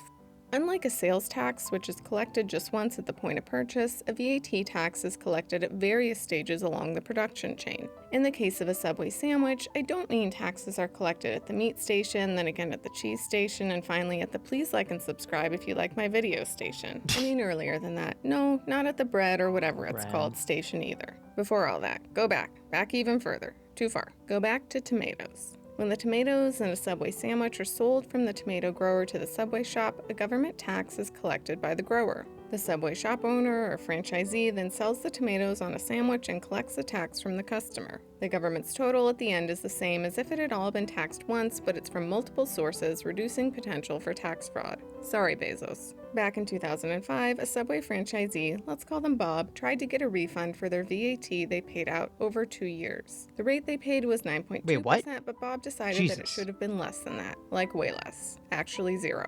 But wait, what does this all have to do with bread? Bob's argument came down to the bread used to make Subway's signature item, cookies. Just kidding. But seriously, the chocolate chip cookies are decent. So Subway claimed that the bread made the sandwiches exempt from the tax, but the court said no and no way, and you think you know bread, but you don't know Subway. But why would bread be exempt from the VAT tax in the first place? To answer that, you have to go back to the UK in 1972 when they were filming Wicker Man. After the sensual yet creepy villagers put Nicolas Cage in a giant wicker man and set him on fire so that bunnies would copulate and the fields would grow, so that they could be harvested to make bread. After all that, the Irish court system implemented Ireland's Value-Added Tax Act of 1972, which sets definitions and tax rates for various products, including bread. According to Justice Donald O'Donnell, yes, that's his name, the act clarifies when bread is a staple item you need to survive and when bread is actually, quote, other baked goods made from dough, which are or approach confectionery or fancy baked goods, i.e. brownies, chocolate muffins, chocolate cruffins, chocolate croissants, chocolate lava cakes, aka the good stuff. To be exempt under the Act and not have to pay VAT taxes, bread actually has to count as itself. This means it must meet the requirements that the bread doesn't contain any more than 2% sugar. Clearly, bread's reputation as a decently healthy food item depends solely on its defenders in the Irish High Court. And now we've come to the point in the video when it's time to explain how to make Subway sandwich bread. First, you need flour. Then, you need eggs. And you need azodecarbonamide, a chemical that's impossible to say and also found in yoga mats. Just kidding. Subway took that chemical out of the recipes in 2014, so as long as you never ate one of their sandwiches before 2014, you're fine. Oh, and you also need sugar. Just how much sugar? The sugar content in Subway's bread is about 10% of the total weight of the sandwich. There are reasons for that, having to do with locking in moisture so the bread stays fresh and springy. 10% of the weight of the sandwich is sugar? God damn. I'm just gonna make a sandwich at home. Like a new mattress, because there's nothing better than biting into a mattress covered in mayo. In order to get around this problem of having to dump tons of sugar into the bread mixture but not wanting to pay any taxes for it, Bob hired a bunch of lawyers. And Bob's lawyers did what lawyers do best. They wrote a bunch of over-the-top sounding words to try and get around the problem of Subway's bread being basically dessert. When the Irish High Court read the lawyers' jargony sounding words, Justice Donald O'Donnell had some clever words of his own to say. This seems a very cumbersome and unnatural description of a hot meatball sandwich. Arguments like this induce some sympathy for the beleaguered draftspersons and for the tortured language to which they sometimes have to resort in order to carry into effect a reasonable statutory policy. And the Irish High Court said no. Please like and subscribe to support my channel so I didn't know it was 30% or 10% sugar. Taxes are weird, guys. Okay. Gonna keep going. We're almost done. It's gonna be great. Speaking of food, let's watch one more food video. I always hate the checklist ones, but this is pretty good. It's higher in some countries. I don't even want to think about that. Don't refrigerate well then, huh? Wait, why are you refrigerating your... Just eat your sandwich. Okay. The 9 bizarre food items that disappeared from the McDonald's menu. Let's go. For a limited time, the McLobster sandwich is ashore at McDonald's, filled with Atlantic Canadian lobster meat and crispy lettuce on a fresh bun. It's bound to make a splash with everyone. Yeah, that was on the McDonald's menu at one point. McDonald's is It's okay. Hold on. I'm gonna knock this guy. I'm gonna knock points off from this guy already, because the McLobster is still a thing. It's just not named. Yeah, that's what I'm saying. That still exists. It's just a lobster roll. But the thing is that no. Okay, no. Hear me out. In New England, when the price of in the summer, McDonald's has a seasonal lobster roll you can buy in New England. That's what I'm saying. Like, let's look it up. Hold on. Lobster roll. I don't know why the image looks like this, because it scares the living daylights out of me. But it's still on the website. Yeah, as a New Englander, this is correct. Like, we're still here. They kind of look lamer, and it's still North Atlantic lobster. But I'm guessing it was just, yeah.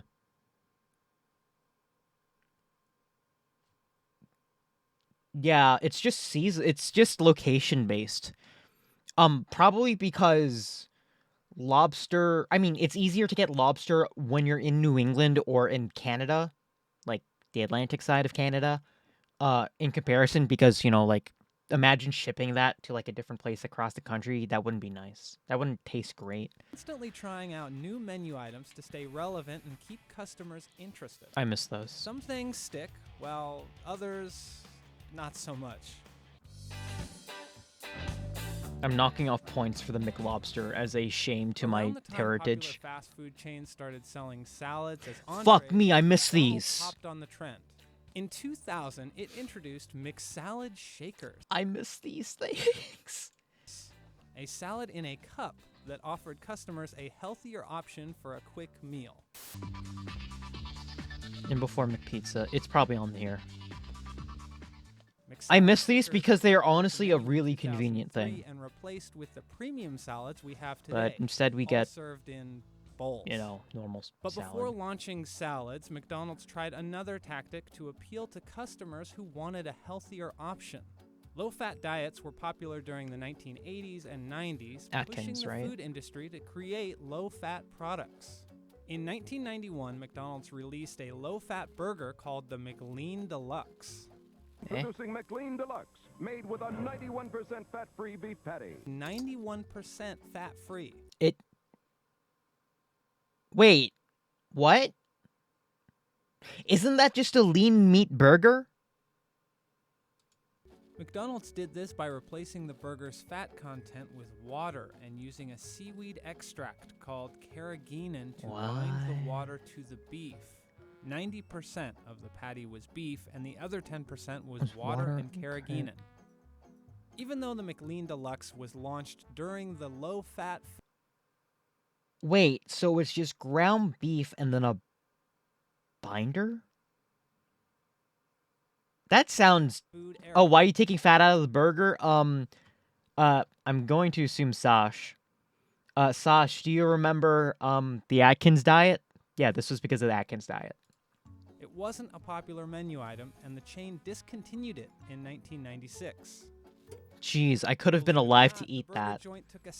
Oh, hey, look, it's the pizza. This was pre-Atkins by a lot? Really? It wasn't called 91. Pizza. Okay. I think it was, like, close. Smothered in cheese and pepperoni for only $5.99 or 2 for $10. Wait, it was for $6? McDonald's Pizza. That honestly sounds like a really dubbed it McPizza. good price. The fast food chain wanted to see if they could dominate the pizza industry. But with competitors like Domino's and Pizza Hut, it was hard to accomplish that goal.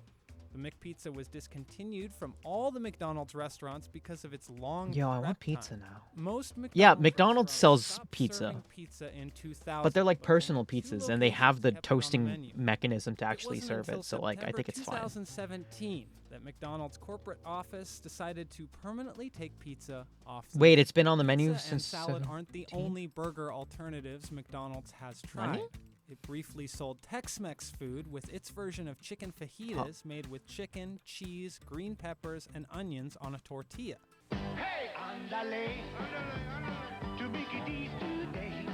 Okay, this sounds regional. The item was taken off the menu at most franchises. This seems incredibly in the regional. 1990s, most likely because they couldn't compete with Taco Shoot, Bell. now I'm hungry. I know. known It's for its 2 in the Mexican morning, inspired and we're food. hungry. In the 1960s, McDonald's introduced. Oh, here we go. The hula burger. The burger had a slice of grilled pineapple and cheese. Oh, but it had a competitor, the Filet-O-Fish sandwich. These two were introduced in the early 1960s. The hula burger. The Filet-O-Fish was created by a man named Lou Groen, who opened the first McDonald's in the Cincinnati area in 1959. At the time, most of the population I'm trying to figure out in what they Cincinnati taste was like. Catholic and didn't eat meat on Fridays with the exception of fish. With no meat-free options to Okay, offer, business we at know this Groen's story. McDonald's was slow on Weirdly, they still Fridays, have the selling burritos at clean, McDonald's. Well, yeah, they're alternative. breakfast burritos, though. Groen said that Ray Kroc, the franchise's owner, initially didn't like his Filet-O-Fish idea. But that might have been because Kroc already had an idea for a meatless burger, which was none other than the hula burger. Kroc decided Why do people think you can just substitute meat with, like, something like this and expect it to be fine? I never understood this. Also, the Filet-O-Fish is not terrible. It's okay. But it... Worst item on the menu? I wouldn't say that. I honestly would say it's like maybe the single burger because it's too tiny. to add It's both like the it feels hula like I'm burger and the eating Filet-O-Fish cardboard to sometimes. menus at I don't know. select locations on one Friday in 1962, and whichever sandwich sold the most would win.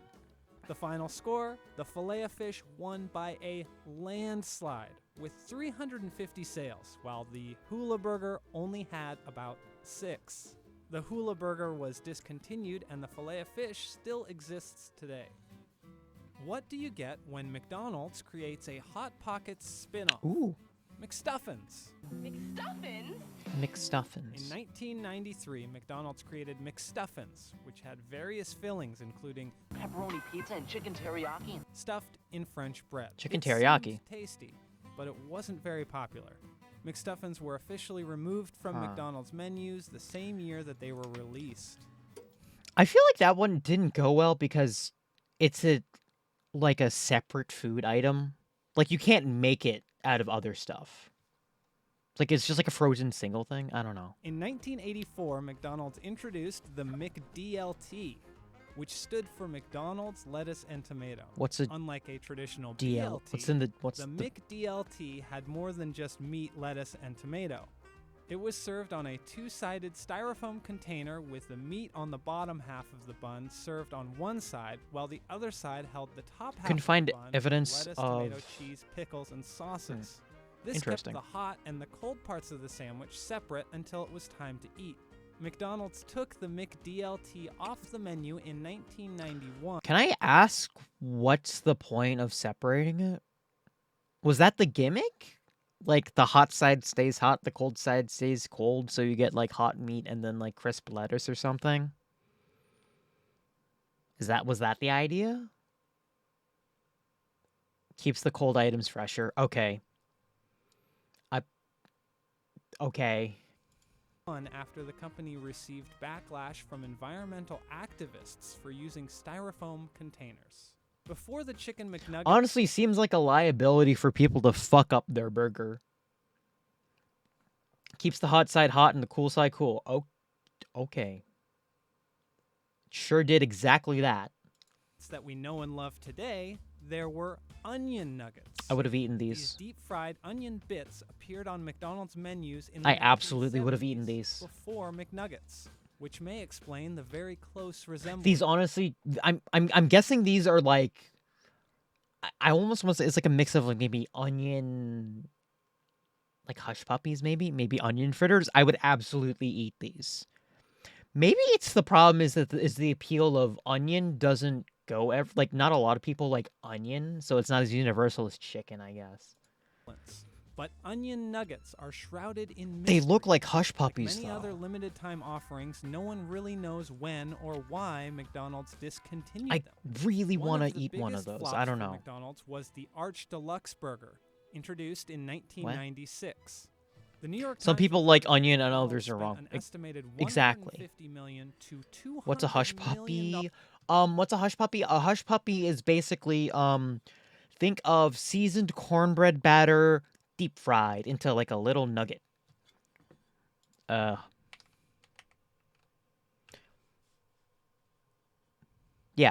Savory fried ball of cornmeal based batter. And you add seasonings and stuff, and maybe you can stuff it with things. They're very yummy. It's in Southern American food, not Southern American food, but South. In the American South. There we go. I really want hush puppies. Oh God. Okay. We need to stop looking at food. $1 in marketing for the Arch Deluxe, making it the largest ever fast food marketing budget at the time. What's McDonald's the Arch marketed the burger Deluxe? specifically to adults, promoting it as a gourmet burger with a secret arch sauce. It's mayonnaise. But McDonald's is known for its fun, family-friendly atmosphere, and the sudden change in Calling your last marketing food towards item an is the adult big extra. audience contradicted that fun culture the company displayed for so long. Introducing the burger with the grown-up taste, McDonald's Arch Deluxe. At the time of the promotion, McDonald's thought the Arch Deluxe, which cost between $2.09 and $2.49, would hit at least $1 billion in sales. But the burger lasted about a year before it was taken off the menu. In January 2000, I'm trying to figure out the appeal for that one. Also, this one I'm guessing now this is about the artisan burgers, which I fucking loved. McDonald's started to test a new version of the Arch Deluxe called the Arch Burger. McDonald's confirmed that the new Arch Burgers were made with fresh beef and that the signature Arch sauce also made. What was the Arch sauce? But McDonald's hasn't given any more updates on the Arch Burger's comeback. I'm pretty sure this was the artisanal stuff that they tried to do. Like a variation of the artisanal burger stuff that they tried to do. For now, Weird. we can always count on McDonald's to surprise us with new, interesting meals. Oh, that was the end of the video. Huh. Like, does anyone else remember, like, the artisanal burgers that McDonald's tried to do? Is, like, you could do, like, a DIY build-your-own thing? I guess mayo and mustard. You know what? Hold on. Why not? Hold on. What was it called? It was, like, Arch Burger? Arch Deluxe Sauce Burger. Okay, hold on. Mayonnaise, mustard. Oh man, it's just mayonnaise and mustard.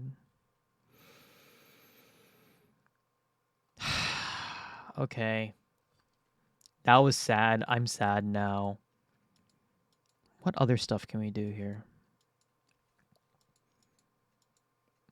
Okay, last video about food, because this is about Twinkies. The Arby's sauce is ketchup and barbecues. Wait, no, isn't barbecue sauce... Doesn't barbecue sauce also contain, like, the same base ingredients as, like, ketchup to a point? Also, Sasha, remind me. I need to take you guys to, like, a dope-ass barbecue place. Remind me that. A mainstay in pop culture and lunchboxes for more than 80 years. Twinkie. That's a big Twinkie. The Twinkie is an American icon. The vanilla cake stuffed with cream even made it into the National Millennium Time Capsule. When you think about kind of the pantheon of brands, there aren't a ton that kind of rise to the level of Twinkies. But two bankruptcies, heavy debt loads, and changing tastes pushed Twinkies off shelves and almost to their death. People were starting to sell boxes of Twinkies on eBay for $1,000 a pop. Damn scalpers. Stuff, right? It was like the death of a piece of Americana. But just when everyone thought that they were gone for good, Twinkie scalpers. Twinkies rose again. So what happened? Twinkies were invented in Schiller Park, Illinois in 1930. This guy, James Dewar, managed a bakery plant at the start of the Depression. He wanted to make better use of expensive strawberry shortcake equipment sitting unused when strawberries weren't in season, so he stuck banana cream in a shortcake. Dewar sold the Twinkies in packs of 2 for 5 cents. When bananas were rationed during World War II, the simple vanilla cream we know today became the filling. In the next 2 decades, Twinkies and its parent brand Hostess dominated the packaged cake market. Marketed to children in everything from TV commercials to Batman comics, Twinkies rose to the status of a cultural icon. You're getting ready for school. Here's a swell dessert that you can take along with you. A package of 2 big Hostess Twinkies. The Hostess snack cemented itself in kids' lunchboxes across America. It was an affordable indulgence for families, and it was just so woven into the fabric of the culture of America. In 1971, the brand introduced its mascot, Twinkie the Kid. Twinkie the Kid! The anthropomorphic cowboy Twinkie became popular among kids for sharing his namesake cakes. Okay, I remember growing talk of Twinkie's high these sugar content would soon butt heads with the brand's kid-friendly marketing. First, the Federal Trade Commission came down on Hostess for false nutritional claims. The agency concluded that sugar was the main ingredient in Twinkies. And then in '79, the trial of a San Francisco man charged with murdering the mayor gave rise to the term Twinkie defense. What? The defense team argued he had diminished capacity thanks to his addiction to Twinkies, and the murder charges were lessened to manslaughter. It was a trial that balked at the wholesome cake brand Hostess was trying to build. What? What? What? You can do that? So the claim was he had decreased mental capacity because he had a Twinkie addiction. And the charges got lessened, apparently. In theory, hear me out, in theory, if someone who played video games got arrested for murder or whatever, a defense a lawyer could use is that they had decreased mental capacity because they were addicted to Mountain Dew and Doritos, because of the high sugar content in both those foods.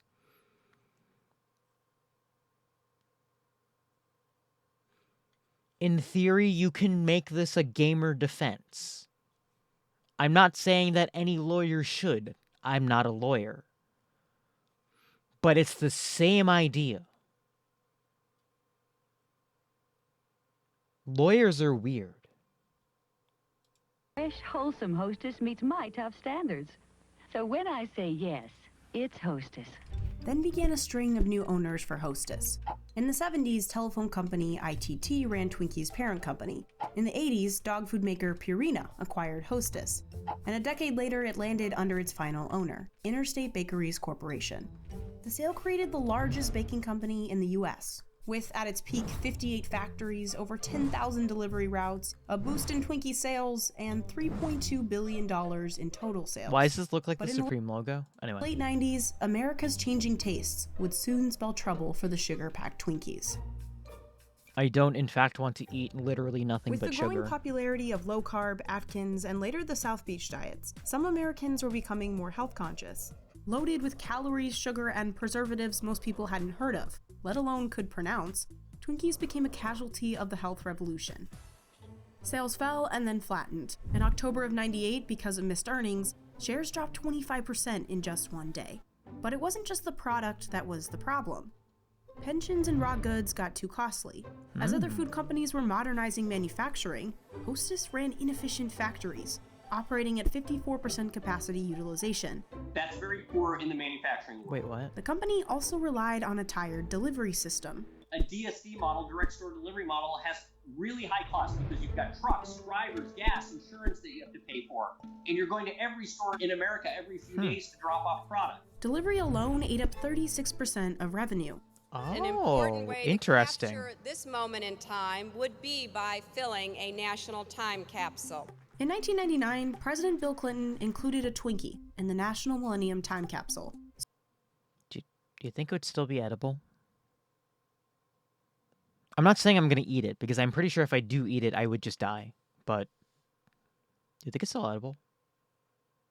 So Twinkies still had a huge fan base. Yeah, probably. But by then, the damage to Hostess's bottom line had been done. By 2004, with $700 billion in debt, Twinkies' parent company, Interstate, filed for Chapter 11 bankruptcy. Over the next 5 years, That's the Interstate bad cut one. 7,000 employees and shut down 8 factories. The company came out of bankruptcy in 2009 and rebranded itself Hostess Brands. But it didn't work. But unfortunately, Wait, they changed their branding? Problems that really hampered the company didn't get solved through that bankruptcy. Then Chapter the recession 11 took is a huge hit restructuring. on Hostess's okay. bottom line, with year-over-year sales down 20%. To make matters worse, a worker strike and labor disputes soon followed. Strike. Production stopping, and the management team then threatened to shut the company down. The Wonder Bread.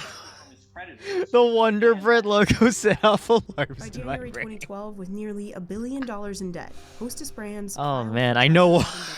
I know why. The company that makes Twinkies, Wonder Bread, and Ding Dongs announced this morning that it is going out of business. In November, Twinkies were pulled from shelves, and headlines across the country reported the death of Twinkies. Customers started, honestly losing their minds over it. People who would have never cared about Twinkies, in fact, suddenly wanted them, right? Or thought, oh my God, well, if they're going away forever, I need to stock up. The rush was on to grab the last of those tasty treats. People scrambled to get the last Twinkies off those store shelves. It was like the death of a piece of Americana. In December 2012, Hostess began laying off all its employees. Things were looking bad for Hostess. But this guy still saw value in the nostalgia attached Incredibly to the brand. whack, I guess. There was a real brand here, and it's hard to kill a good brand. Andy is half of the duo credited with saving the Twinkies. If you polled people age 20 and over, there's 95% brand awareness. I mean, it's unbelievable. It's not every day that you can buy a brand like this that's ubiquitous in consumers' mind and has leading market share, had $1 billion in revenues, and an 80-year legacy.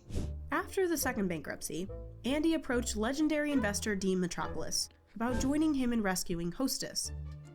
Side note, this man's name is fucking last name was Metropolis? Holy crap. That's a name. Dean had turned around. Bumblebee Tuna, Chef Boyardee, Vlasic Pickles, Half Blue Ribbon. Dean's reputation historically really fit well for this. But unlike the first Hostess bankruptcy, That does look like a in man who would drink 2012, Pabst there was Blue no Ribbon, though. coming out of it with a simple restructure. That bankruptcy process was unique because it turned into a true liquidation and what's known as a 363 asset sale process. Basically, what was left of Hostess was sold for parts. Instead of having to inherit that expensive delivery system, underfunded pension plans, and old union contracts, Andy could cherry pick what he and Dean actually wanted and forget the rest. Oh, they so could the two rebrand. showed up to the 363 asset sale, ready to fight for Hostess. Not one buyer showed up other tthan us. Anybody could have showed up and topped our bid, and nobody showed up. It was frankly very surprising to me. Andy and Dean purchased Hostess for $410 million. Out of the sale, they got the Hostess brands, including Twinkie, recipes, and 5 factories. That's it. There was no employees, there was no ingredients, there was no inventory, and I have to tell you, it was very odd during diligence walking through plants where when you walk in, they're empty, and the person who's walking you through the plant has to turn on the lights. And quickly, Andy and Dean got to work fixing the company. First, they tackled that delivery system.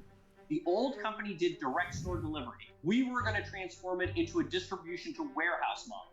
Instead of going direct to every grocery store in America, you then go to Walmart's distribution centers or Kroger's distribution centers instead, and then they ship it out to their various stores. But in order to move Twinkies through a warehouse, they first had to increase the shelf life. Historically, Twinkies only lasted 25 days. Wait, what? Hey, that's... Man, they are right about the fact that those things can last like through a nuclear winter. People would put Twinkies in their earthquake shelters because Sweet everybody Jesus. had this perception that Twinkies would last forever. That really wasn't the case.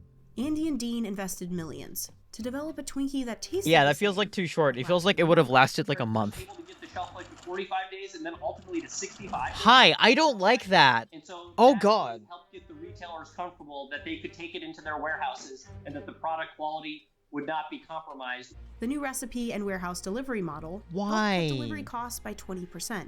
It also meant Hostess could affordably deliver Twinkies to drugstores and dollar stores, markets they'd never reached before. Dollar General became one of our top. No wonder Twinkies taste Next like up, shit. Andy turned to factory efficiency. Andy and Dean Well, wanted to now- be able to make now they taste like $1 billion shit. worth of cake yearly, but with a ninth of the labor and a fifth of the factories. We ended up getting to 85% capacity utilization plus. Finally, the duo worked on innovating the product line with smaller pack sizes and mini Twinkies.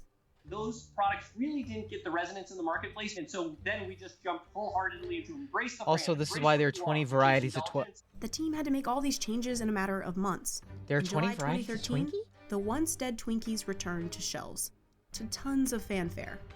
The world is a better place tonight because Twinkies are back. The tagline was the sweetest comeback in the history of ever. It all went viral. It was really I'm kind of unbelievable. concerned. That excitement and buzz, I'm ironically, concerned. would never come about if Twinkies never came off the shelf. The trite saying is what? You don't know what you've got until it's gone. Twinkies quickly sold out in stores across America. I thought they already had those. We had $555 million in revenues from nothing, with profit margins of 27% in a company that lost money and had to go bankrupt twice. By 2015, Hostess was making 1 million Twinkies. I still don't want any Twinkies. Yeah, I don't want to. And $180 million. I really don't want to eat any of these time, Twinkies. Twinkies made up 80% of the company's product output, and the success just kept rising. Because In they 2016, honestly Apollo scare and me with Metropolis their took Hostess public. artificially. The IPO valued the company at $2.3 What do you mean they billion, opened an IPO? nearly 5 times what Andy and Dean had paid for it. Apollo and Metropolis's gamble that Americans still love Twinkies had I have paid one off. Twinkies every year. But was the beloved thereabouts. snack revived for good? I have a Twinkie every decade. To a little down, but overall the health of the About. company is very strong. Or two every Coronavirus decade. pandemic has helped Hostess. That's because a lot of Americans are buying more food, especially Right. more processed foods. But the key question going forward is, to what degree will that continue? Do they continue eating Twinkies? Alex says adding more limited time offer flavorings like peppermint and s'mores Twinkies could help. Or Yeah, I don't diversify remember into last new time I had product one. lines, like Twinkies cereal. Twinkies a big brand, but at the end of the day, Hostess probably realizes that they need to diversify. Yo, do we want to? Hey guys, do you want to talk about Twinkie cereal? Because it actually might gross people out, but I think it's the stupidest thing that I feel like I should at least mention it. Okay. So, everyone had the stupid, gimmicky cereal brands, right? Right? So Twinkies had one. And I will just show you it.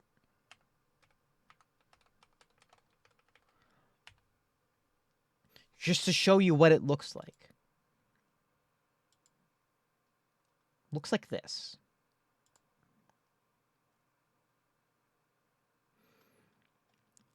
My brain goes immediately into several different items. One, these look like packing peanuts that you're supposed to these look like packing peanuts that you put into your packaging to ship out, and someone made them edible. Or these look like someone just took some Cheetos that weren't dusted and put them in a package. Alternatively, these also kind of almost look like maggots. Just almost, at like a distance. Like, no, right? Just, no. No. These look terrible. I saw these as like a gimmick, and I thought they were dumb, and I am incredibly right. They look like huge bacteria. Yeah, they look like the diagrams of bacteria you would get. It looks like if you zoomed in on a petri dish, you would find this image. As a side note, there are also wild other cereal. I was on this kick at one point. I'll put on the music for a little bit. I was on this kick in my life a little bit when I was looking at gimmick cereals because I wanted to try them because they were all stupid and they all looked stupid and they all seemed they were going to taste stupid. And if you know me, I like eating stupid food. So there's There's churro cereal. I'm sure you've seen this one. It's churros. They're basically Cinnamon Toast Crunch, just made into a sillier shape. That's fine. There's churro cereal. There was, I believe... There were powdered donuts. Also Hostess. These just look like white Cheerios. Heavily, concernedly dusted with sugar. Like, caked with sugar. I could not. I don't want to eat that. As a side note, apparently they just brought that. Yeah, there was a Sour Patch Kids cereal. Sour Patch Kids cereal. And I think the silly meme was,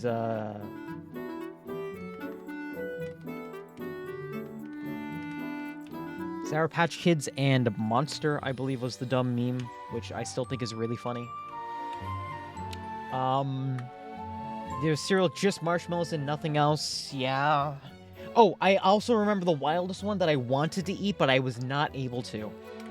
I'm just gonna type it out and you see what it is.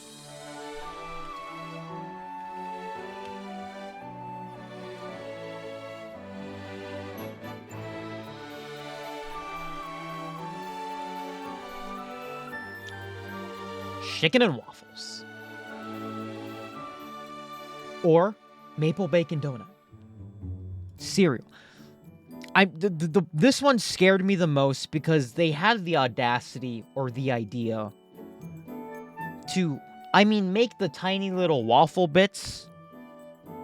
Okay, that's fine. And then decided, fuck it, we're already doing this. Let's just go full, whole ham. And make tiny little bits of chicken. Just tiny bits of chicken. Chicken shaped and tasted cereal. What the fuck? Also, the maple bacon donuts is almost the same idea, except you replace it with, a donut ring. But that means that would taste like bacon. Bacon. Artificial bacon flavor in your breakfast cereal. Would you eat that?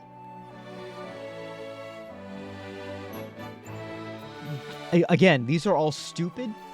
I wanted to eat one of these. And I will still try and find them and eat them and let you know. I can't believe we're back at Cereal Stream. How long has it been since Cereal Stream? I love Cereal Stream. Anyway, these don't make orange shimmies purposely. Yeah, they won't make regular cereal, but these satanic things will exist. As a side note, chicken and waffles flavor Lay's. Okay, I'm gonna let's go back. Talk slightly about Twinkies. Not cereal, but has come from leaning into oh, is this the Mayo G Fuel? Will always have a special place in my That's the Mayo G Fuel. Mayo G Fuel. I would like to imagine that it tastes like Japanese mayonnaise, which is sweeter, and I will pretend it tastes like that and be slightly blissfully weird and just imagine it's like, oh, that's a silly, weird Japanese drink. And not think about it. No, I'm not gonna think about it. Okay, we're gonna skip that one. The Rise and Fall stuff was interesting, but we'll skip that. This one I think everyone knows the story of, so we'll skip that. Okay, 2 more. I'm gonna leave it at 2 more videos. And we'll be done for tonight, because we've actually been going longer than usual. And thank you guys for sticking around. It's just an artist concept, for better or for worse. I saw someone saying, hey, you should make this real. I mean, they made, fucking chili dog G Fuel, so don't give them too much power, because they will take it and use it for the worst. Okay, so this one is about a very interesting gaming scam.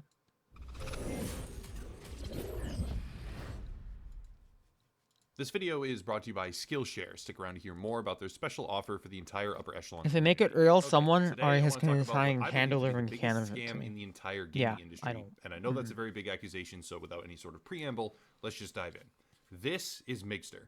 Makester is a 60 Gaming some videos, odd we do euro not have to annual hunger anymore. subscription video Exactly. website, mobile games primarily, that hosts cash value tournaments and heavily incentivizes recruitment.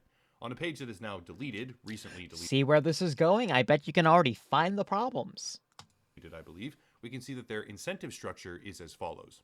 Recruit the most people and you get 5,000 euros in travel vouchers. Get second or third. Is this an MLM? Ding, ding, ding. Brandon figured it out. A $1,500 It's a gamer laptop, pyramid 11th scheme. 50th, a $600 tablet. Yay! These aren't the world's most sought-after prizes, Gamer not by any pyramid stretch. They aren't giving away scheme. hundreds of thousands of dollars, but Yay. it's a measurable incentive. Before going any further, this video is brought to you by Skillshare. Please learn things. I'm gonna just replace the sponsor with please learn things. Learning's cool. Please learn things. Thank you. For everyone, which is going to be kind of a foundational item for later on in the video. So this is Makester, of course. If we go to register right now, we get this page. Okay, this is Makester. There's a video that plays if you click that. And you actually need a code here to be able to, you have to get referred by someone in order to sign up. So, I don't know. What's someone's code? I guess I'll have to look one up. 1 second. Okay, so after a simple Google search, we can go with what? KP. This was the first one that came up, I think. KPKPLOL, right? Is that a valid one? Okay. They're everywhere. People are always trying to promote this scam network, and anybody in it is trying to, rise within it. It's a whole... I'll explain it more later. Anyway, so this is the real experiment here. For signing up, email fake@fake.com. Let's see what that does. Fake@fake.com. Okay. Fake@fake.com and then fake again. Let's just make sure it's all capitalized. Okay. Preferred username. Let's do fake user. Okay. That's available. Perfect. First name, fake name. Last name, fake name. Country, and then this is not the first time I'm looking at this page. I just want to be clear about that. Let's make our country the Heard Island and McDonald Islands, which I'm pretty sure are unpopulated islands. Nobody lives there. So let's say we're from there. Okay. And for a password, we'll do fake 1, 2, 3, 4, 5, 6, right? Because there has to be a certain number of characters. Okay. So then you have to do this, right? Okay. Boom. I confirm that I've read and accept the below documents. So that's a whole different... I could do a whole video on the terms and conditions. And then I have to verify that I'm... Yeah. Not also, a bot. yeah, you have to become a member of Crowd 1. So, yeah, keep that in mind. I'm not a robot, and then I register. Okay, there we are. We're good. Last day to compete. So this is just funny side note. The Spinner is the lead up to the launch of Makester on the 14th of November. We're well past the 14th of November. And then there's all sorts of just stuff. But that's it. We're in. We're in with fake@fake.com as an email. Okay, back to the scripted component here. I just created an account where obviously not one single piece of information was accurate, and I was in. This allowing whoever's affiliate code I used to claim an additional referral, right? I count as a person who was referred by whoever's code that was. Even if the account's and not legitimate. Increasing the Makester user base by one additional person. Now, big air quotes around that. However, there were a couple other key things to look at. First and foremost, as I was creating my profile, I was also registering at Crowd 1, as I made note of in the actual experiment. My fake name and fake email is not just part of Makester now, it's a part of Crowd 1. And if we look at the Who Is directory for the domain names of Makester and Crowd 1, we can see that they are registered to the exact same person and company, Crowd 1 Network Europe.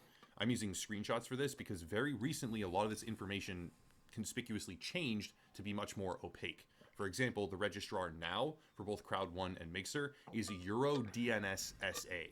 This obviously outlines a connection between Makester and Crowd 1. Further corroboration would be how Makester is used as a prominent feature in Crowd 1 conferences all the time, and marketing conventions as well, but let's do a more precise breakdown of who owns what and where the connections exist. Makester is the property of Emerge Gaming. Emerge Gaming is an Australian technology and esports company listed on the ASX, Australian Stock Exchange, who is also partnered with Crowd 1, who then uses a vast affiliate network to market the I love the platform market cap. to various people -1. who are interested. Okay, that this makes results sense. in an interesting situation where Makester accounts for 98% of Emerge Gaming's entire revenue stream.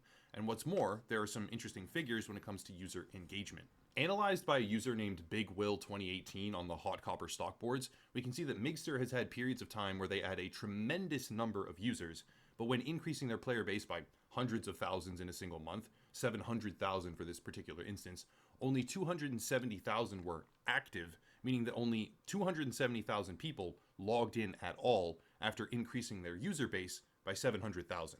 This might seem like a strange situation Fraud, if you had not done fraud, our little fraud, experiment in the fraud, beginning fraud, to know fraud, why. fraud, You can fraud. make a completely demonstrably fake account in mere seconds and inflate fraud. the numbers of the Makester platform under a recruitment incentive framework. But that does not equate to actual regular users, Fraud. because the entire thing is constructed to expand as quickly as possible, yet the growth is almost completely faked. So Makester, with traffic driven through Crowd1's affiliate marketing team, is owned and operated by Emerge Gaming, so let's look at them.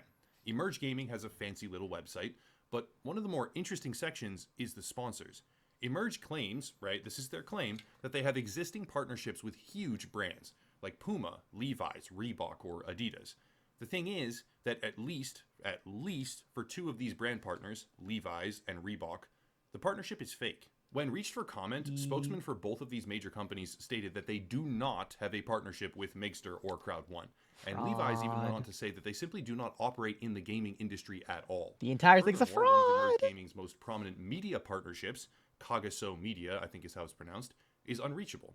A source of mine, who did research on this topic himself over the course of multiple months, made me aware that the phone number for Kagaso Media does not connect. It's not a valid phone number. And after 3 separate email attempts to get in contact with them over the span of 2 weeks with their official media form or contact form, it proved to be impossible. One more thing. Crowd1, for a significant period of time, actually tied their own residual income and other rewards, and residual Absolute income was fraud basically town. code for the stuff you get from it being a pyramid scheme and the other people that are paying you after you recruit people. It's a ridiculous thing. I'll get into that later. But for a significant period of time, they tied the residual income and other rewards to Makester registration. This meant that members seeking to be a part of Crowd1's network, Crowd1's pyramid scheme, were forced to register on Makester, pumping up their stat sheet in a way so obvious that even the board of directors for Emerge Gaming were forced to acknowledge that they had no idea what the motivations or behavior of their user base actually was. Makester is driven by fake metrics and inauthentic growth. Its owner, Emerge Gaming, is advertising fake partnerships with brands that do not and would not work with them, while Crowd1 markets their subscription around the world, most prominently targeting less developed countries with high poverty rates. Cool. What's next? Well, the next thing is looking at Crowd1. Poverty rates. I've talked about this company before, so I'll summarize more than anything else, but Crowd1 is an organization that self-advertises as a marketing revolution. Promises of incredible wealth, upward mobility, and unlimited potential are eventually backed by theft and stolen capital. It's a multi-level marketing scheme that borders on the descriptor of pyramid, and has been officially warned against, or actually outright banned, by 19 different sovereign governments around the globe. Crowd1 was founded by Jonas Werner, and Jonas Werner, judge for yourself. Jonas Werner, as his first company in the marketing space, founded a group called Synchronize Springlow. Later exposed as a pyramid scheme targeting students, I think it was, he moved on to create a company called OPN Site Talk, with a partnered company, Tawa Group Limited, whose chairman of the board was named Tor Anders Petero. More on him later. OPN Site Talk, Jonas Werner's second company, just to keep people on track, He made a pyramid was scheme. later acquired full sale Made by another cryptocurrency company. marketing company OneCoin, which would become the biggest pyramid scheme in The hateable spin globe. described by the Times as one of the largest scams in human Another history. scam. Crowd1 was founded by a man who previously created a pyramid scheme, then created a company and sold it to a pyramid scheme. And now he has created, according to 19 different countries around the world, another pyramid scheme. But we're not done. The CEO of Crowd1 previously worked with Jonas Werner, the founder of Crowd1, as chief visionary. Also, doesn't this look like the Skype logo? The hateable spring glow. Officer for Synchronized Springlow, chief visionary Springlow. officer for a pyramid. Springlow is a very funny And word. before that, he had a company during the dot-com bubble that lost 95% of its value in the aftermath. Not the best choice for CEO. Remember that This man has a partner great group, history. Tawa Group Limited? Remember Tor Anders Petero? Yeah, he's known in his home country as the Pyramid King, and not only was he closely associated with the founder of Crowd1 during previous ventures, where the Tawa system he operated was used as a payment portal for other pyramid schemes around the world, go. not just Synchronized Springlow. He is also an advisor for Impact Crowd Technologies, which is the parent company of Crowd1. So where does this leave Makester and Emerge Gaming? in the middle of a shitstorm. That's where, because the ASX, Australian Stock Exchange, has issued multiple warnings against them, and they're now forced to consider divesting the company, or the asset of Migster, which composes 98% of the entire revenue stream as a result of Crowd 1's pyramid scheme, which would essentially kill them outright. They are now suspended by the ASX, apparently after issuing ridiculous predictions directly at a Crowd 1 conference, and as the world burns around them, I just can't help but laugh. Migster is the biggest gaming scam you never heard of because it's a gaming scam that got fueled by a global pyramid scheme targeting poverty-stricken countries.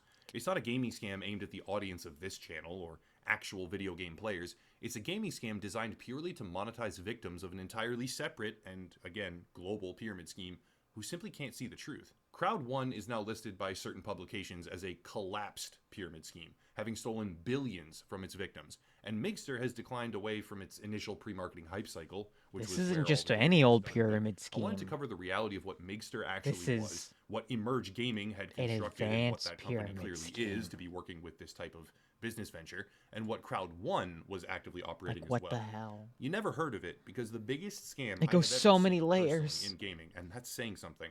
It didn't even target gamers. That's it. If you want to support, there are links down below, primarily Patreon or locals. Like, goodness me. That's so many layers deep of a pyramid scheme. Hold up, new tech linked? Yo, new tech link just drops. Hold on, let's watch this together. Before I go to bed. With CES all done, I'm going to take a much-needed break from tech news. Maybe I'll check on sports. Oh, that team's doing well. You excited? Maybe they'll make it to finals. Mozilla I is like the tech latest news. victim or perpetrator, depending on how you see things, in the culture war between crypto bros Gotta and hop out. Have a good night. crypto Good night, nodes. Claire. The nonprofit Mozilla Have a good one. Foundation Sleep has well. accepted donations in Bitcoin since 2014, but will now be pausing that program after user backlash spurred by a co-founder of Mozilla, Jamie Zawinski, and Peter Linz, the designer of Firefox's Gecko engine.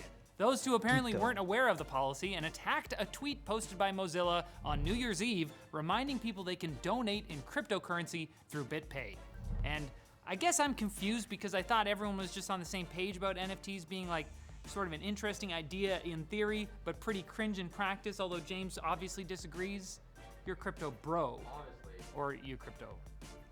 Oh? Yeah, that's where it applies. Yes! But crypto, I thought this whole time the cryptocurrencies were still kind of okay, so where are we at? Let me know, I need to know or I can't write the jokes. I'm simply an empty vessel for the cultural consciousness. Who are you? Sonos sued Google for patent infringement in 2020 regarding various technologies related to wirelessly connected speakers. Also, and this sucks. I know surprise, this one for they sure. actually won, which I didn't know was possible. Wouldn't Google have blackmailed them with their own data or something? Isn't this what we're freaking out about? If I sued you, would you blackmail me? Anyways, Google has already rolled out a change to its line of Nest/Home speakers that will bring them in compliance with the trial ruling, and which will also make life much worse for owners of said speakers. Yay, that's me. Hey, it's me. My Google Home? Do you have them in groups? Not really. Yeah. Okay, you might be all right. But some users will have to download a separate device utility app to set up devices and install updates, and will no longer be able to adjust volume for a group of speakers all at once. Oh my god. So if you've got a stereo setup or a few units in a living room group, you'll have to individually set the volume for each of them. Google says it doesn't expect the ruling to impact its ability to import or sell these products, and yeah, that's incorrect. It's impacting me right now. I'm not going to do it. I have 3 and of I'd like them to take a moment in to my address a frustrating viral home, story that like, has taken off right this week, now. despite my attempts So- to ignore it. See, last Damn. year, I think I got herpes. Uh-oh. Makes me Last year, tired. Norton announced it was including an optional crypto mining feature in their suite of antivirus apps, if you could call them that, and we called it out as kind of dumb at the time. But on Tuesday, Confirmed Cory dumb. Doctorow, an activist, author, and surprisingly not a Spider-Man villain, tweeted that Norton is sneakily, quote, installing crypto mining software on computers and skimming a commission, which it does do if you opt in, which led everyone on Twitter to think that Norton was surreptitiously stealing their users' PC performance and profiting from it. But to be clear, Norton antivirus may be largely unnecessary and extremely annoying to uninstall, but while the crypto mining app is automatically installed, it doesn't appear to be doing anything unless you tell it to. It's not sneakily. It's really the one word. There's Also, even a way, an annoying way. It's so weird that an antivirus software has that This probably bothers me more than it installed. does other people because of my now Isn't that weird? encyclopedic and unwanted Do people not knowledge see of that as obscure weird? Tech stories. But there it is. Norton. Now it's time for Quick Bits, Yeah, also brought fuck to you Norton. one last time this CES week by Seasonic, the benevolent god of supplying power to PCs. I mean, look at the Prime TX 1000 Computer watt power supply. It has been blessed Alma with an like. 80+ titanium efficiency rating. Just look at it. A fully modular I don't design need one, for but clean it cable looks setup. nice. Testify. Fluid dynamic fan bearings with hybrid fan control. Preach. And a truly exalted 12-year Remembering warranty. something that said like On what? high, baby. Miraculous! Seasonic doesn't want you to pledge your life to them or anything. They just want you to check them out at seasonic.com or at the link Antivirus below. things are doing Put a shit like this Seasonic in because your Windows system. Defender You're too pretty much blessed made to them be redundant. stressed. Yeah, You can't leave any they quick really can't. They're good There's for you. They've nothing got they can do. nutrients. After confirming their next Ah. series of desktop processors would use Ah, a new, yeah. not backwards Ah, compatible I socket, don't know. AMD has said they're looking at enabling support for current gen Ryzen 5000 processors in old 300 series motherboards. Some manufacturers enabled Ryzen 5000 support in some lower end A320 boards, but it'll be up to AMD to allow the same thing to happen on mid-tier B350 and higher end X370 This boards. makes Which would be sense nice, to as long probably as me you're and ready only to me. ride those parts into the ground. Listen, since this there'll is my be no content, my upgrade channel, path, and I sadly. get to listen to what Captain should videos go I down want. the ship. That's just the way, it doesn't need to make sense. And the band.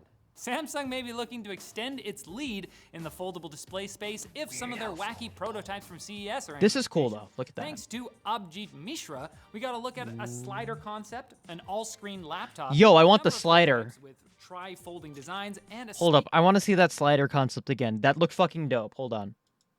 specification. Thanks to Abhijit Mishra, we got to look at a slider concept, an Yo. all-screen laptop, a number of prototypes with tri-folding designs, and a speaker with a wraparound display that can fold out into a flat one. That one's kind of dumb. That's I gotta be honest. okay. Someone's gotta I be don't honest. like Half the the things are just all-screen made in laptop. Oh, you know, don't worry. real. That's a thing. This. That's a thing that is Speaking of already phones, a bunch thing. of smartphone announcements flew under the radar this week because no one cares. But It's worrying. they're still kind of interesting because they're all In a running sick way, I Qualcomm's want one. Snapdragon 8 Gen But that's 1 because I'm sick. chipset. There's the Xiaomi Mi 12 Pro, the Realme GT2 Pro, the Motorola Edge X30, the Oppo Find X4, the OnePlus 10 Pro, and the iQOO 9 series. Yeah, I don't care. I was right the first There are time. a lot of E3 will them. once again continue playing dead this year, with the event's showrunners, the Entertainment Software Association, confirming it will exist as a virtual event come June because of Omicron. Are you Some ready industry to get reporters are calling have the Twitter ESA be out, though, since before COVID hit, incredibly? E3 was Are you guys ready to have your timelines on Twitter be incredibly horrifying because of gamers? I'm in. already barely clinging to life, and it's not clear why they're pretending that's not the case now. We were totally gonna have an event, guys. We were. It's just because of COVID. We swear. It's got some real, I'm not dead yet. And in perhaps the realest example of AirTag abuse yet, fashion model Brooks Nader said thanks to an alert from her iPhone, she found an AirTag in her coat that had apparently been placed there to stalk her. Heard she's running as an independent. Nader. It's actually happening. It's the tracker apocalypse. So I guess all of us Android folks should install Apple's Tracker Detect app to stop this from happening to us. Wait a second. Wait, why is it rated 2 Is this stars? Apple's way of getting an app on all of our phones? And you could use some more tech news, but not until Monday. Come back then to get a Aw. refill. But And it's the sad at weekend. third year of CES no is over. cons. Hey, We already have enough to. Hold on, no. I want to show the Lenovo full screen for those stupid tablet thing. Hold on. All screen, full screen laptop. Like it's a thing, and they made it. This is a year ago. Look how well. Okay, We've got yeah, a last look minute at this. dark horse candidate for most interesting new tech product of the year. I'm going to tell you why you should be excited about the new ThinkPad X1 Fold. We need yeah. It's late in the year. We've already seen just about everything. We've seen all the new iPhones. We've seen the new PlayStation 5. This was and in the December Xbox Series of, X. What else is 2020. left? Well, something that I saw a prototype of back in You don't get January that on at screen. CES and just Don't worry about it. arrived at my Just doorstep. watch. It's it'll this guy right here. it'll It be kinda looks interesting. like a chunky date book or day planner. but actually it is People are gonna break it. 13-inch OLED screen Windows Wait, what do you mean if people are gonna break it? Look how chunky this thing is. tablet that, as you might be able to guess from the name Fold, folds right in the middle. It's kind Also, the thing with this is that it's these are not glass. These can't be glass. The material on this is plastic. So this is a mostly plastic thing. like the Samsung Galaxy It has Fold to be. phone or the Razer folding phone, except it's a Windows device that's sort of half tablet, half laptop. And having used all of these folding phones as Honestly, well, for the size, I kind of like case it. to be made for something I'm the that's weird one who bigger likes this. form like this. You something that underestimate is more idiots. practical because Good unlike point. those folding phones, you're not taking something that has a small footprint Good like a phone point. and then folding it open to get more screen real estate. What you're doing here is starting with a 13-inch screen, pretty standard for a laptop, and finding some interesting things to do with it. The first thing you could do is open it up all the way, fold out the little kickstand in the back, and then it's got a tiny keyboard you can get with it. You put the keyboard I appreciate that it has a touchpad, and you've got kind of a mini all-in-one computer, almost fine. like an iMac-looking thing. And that's certainly I like that it has a fine for kickstand. some, casual typing or video viewing. basically just a or just tablet using it like an everyday laptop, like a 13-inch screen laptop. Okay, great. Then, of course, you do the folding bit. Okay, that You seems fold it up, fine. kind of like it's a clamshell laptop. Then it asks, do you want your window that you have open, the active one, on the top of the screen, the bottom? You want to split it up? You want it full screen? So let's say you throw that on the top of the screen, and then you call up the on-screen keyboard on the bottom half of the screen. Then you're typing on this thing, the 13-inch screen. Yeah, this folds is the in half. cursed So the top is what version. you're working on, the bottom is the This is the keyboard. cursed bit. Okay, is typing on a This keyboard ever a fantastic sucks. experience? No, it's not. But at least you could do it. I get it. Then I take that tiny keyboard again. You see, it's super small, super thin. Of course, it fits exactly on the bottom part of the screen. It even holds itself on magnetically and charges the keyboard inductively just when you lay it on top of that.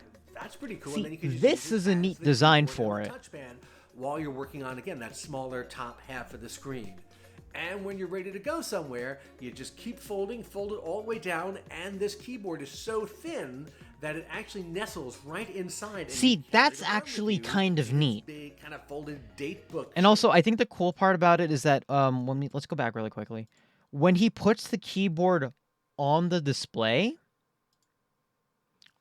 on the bottom part of the screen. the taskbar pops up right there because it knows that this part is occupied, so it probably turns itself off. It even holds itself on magnetically and charges the keyboard inductively. Like, it's a just when you cool lay it idea. On top of that. That's pretty cool, and then you can just use it as the keyboard. How and much the one of these touchpad costs, and can while I you're working emulate on, so? again, I that don't think you want to smaller top emulate half this. of the screen. Emulate something on this. And when you're ready to go somewhere, does it cost, you just though? keep folding. It probably costs a fold all the way fortune. down, and this keyboard Oh is god, so we can thin buy them. that it actually nestles right Hold up. inside, and you carry it around with you in its big kind of folded date book shape with the keyboard just right inside. Now listen, I was excited to play around with this. It clearly does most of the things it says on the box. It works, but it's an early adopter product. Let's not get that wrong. Okay, but I can find it on. I found it, so let's look at it. I mean, like FGO or something. Well, I don't think these would play FGO or something. You don't think we want to emulate this like Tate mode games? Like, save up to 42% on exactly this PC. Also, 2,500 United States dollars. Wait, hold on. Wait. Does it we need to figure, does it include the keyboard? Does it include the keyboard? It has a nano slim saw. That's nice.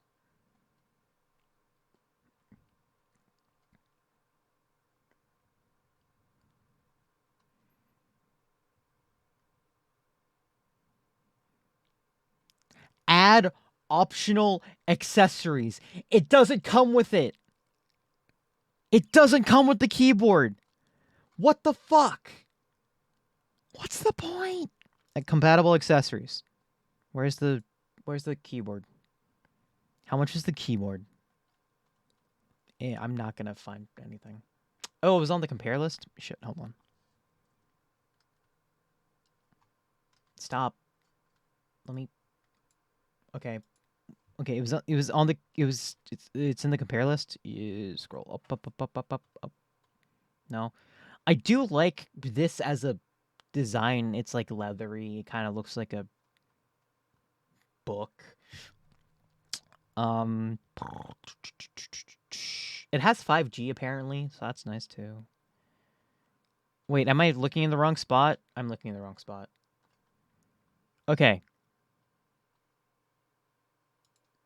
There you go. So, what one has the key? Up there it is. It has okay. This one has the keyboard, and it also has the pen for $300 more, and you get no benefits whatsoever because the processors are all the same and all of these have the same stats to them. Even the SSD. It costs $300 to get the keyboard and the pen for the wonderful benefits. But as a side note, you can save 42% on this if we use the coupon. So it's only $1,250/$1,375 for a Core i5 no name processor. As a side note, I do want to... Okay, if we're talking about this, I at least want to show, in defense, I want to show, like, a good tablet that people would actually want. The Chromebook Duet. The Chromebook Duet is, like, actually good. This one is actually good. Because it's like a... And I have one of these. The pen's sold separately, so whatever. But it's a Chromebook. It's a little tablet. It comes with the keyboard already. And you can use like a little video viewing thing. I use it sometimes like when I need to like type something online or anything, but that's what I usually use it for. Okay. I think that's almost all the videos that I've wanted to go through for today. So thank you for watching. Boy, would it be good as an art tablet? I don't think so. Actually, wait. Hold on. Actually, I'm gonna... Sasha, I'm gonna talk to you later. I think I remembered something. So yeah. I'm gonna leave with a neat video. It's been fun. We got to scream about Rex, and I don't want to ever think about it ever again. And, tomorrow, I think I'm gonna do a thing with, Niall. We're gonna be watching some Godzilla videos, or Godzilla movies together. So that's gonna be dope. And, so make sure you guys have a good rest of your night, and make sure you don't forget to save before you guys go, okay? Bye! Bye-bye.